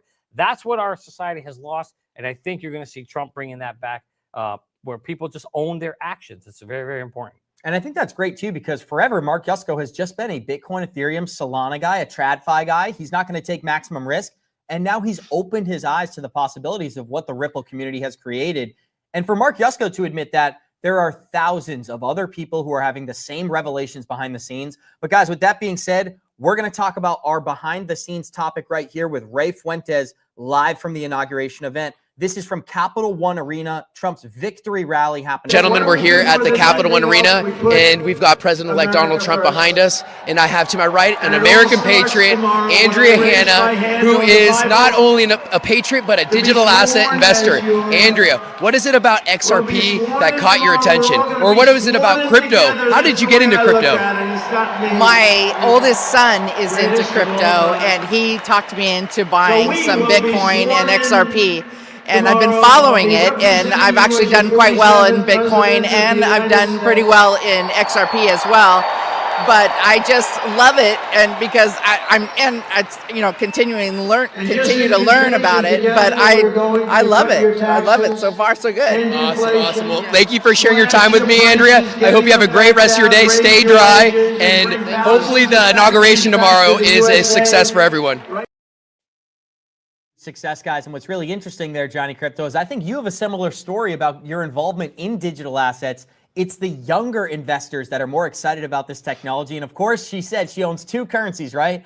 Bitcoin and XRP. I think many Americans are going to be doing the same thing heading into 2025. Maybe Trump coin as well, or Melania coin as well after this morning. What is your reaction here? You know what? That's exactly how this is. You got to understand something. The older folks aren't the ones that bring new technology to the world. Or I should say, they aren't the ones that adopt new technology. We're the ones that invent it, but the younger generation is the ones that bring it to the world. And so, as you heard rightfully, just the same way, most of our parents, Abs, and had heard about this technology. It's through us, right? It's through the kids. The kids bring it to the parents, and that's just how technology works over time. Is once you start to get older, you outgrow the pace of staying in touch with what technology is doing. Like my grandmother, when I was growing up, she still got one of these phones. Guys, can you see this phone? Yeah, there's a dial phone. Most of you don't even know what that is. You don't even know what it means or how it works. But that's just the older tech. It's harder for people to switch over and adopt the technology. So kudos to that mom, and you got a smart kid. Keep doing what he tells you to do. Absolutely, Johnny. And this was a very strong start to the inauguration event. Quick reminder, tomorrow, 8:30 Eastern, join us live discussing all things crypto as well as politics during Trump's inauguration day. We're anticipating some huge announcements. I mean, look at what happened today. We had the Melania coin drop live during this stream. Who knows what could happen over these next 24 hours? So if you're looking to stay up to date, tune in tomorrow, 8:30 a.m. Eastern at Fruition Productions on YouTube. That is Fruition Productions on YouTube. You can also find it on my Twitter at Good Morning Crypto or Johnny Crypto's account as well. We'll also have Ray Fuentes being live for the entire 12-hour event. Every single person we're going to be discussing with tomorrow is excited about the future of digital assets. And we couldn't say that just 90 days ago. So massive thank you to everybody who joined us for today. If you enjoyed this stream, subscribe, hit the like and set a reminder for tomorrow, because believe me, tomorrow is going to be the greatest stream we've had thus far. And that's all I can say, guys. Massive thank you. Johnny, any closing remarks for today? Yeah, I want to say, first of all, thank you guys all for following. We hope you enjoyed the show. This is the kind of content we want to bring your way. If you have any questions, put them in the chat. But overall, Abs, I am super excited that tomorrow, my friend, tomorrow marks day one. You heard it from the man himself. And what did he say? He goes, I ain't waiting to the end of the week. Tomorrow, I'm bringing the pen and I'm signing all the executive orders that Joe Biden put in there. So tomorrow we get a whole new leaf turned. I can't wait to see what it's going to be like. Boy, it's going to be great. And you know what? I'm going to smash the like button on that.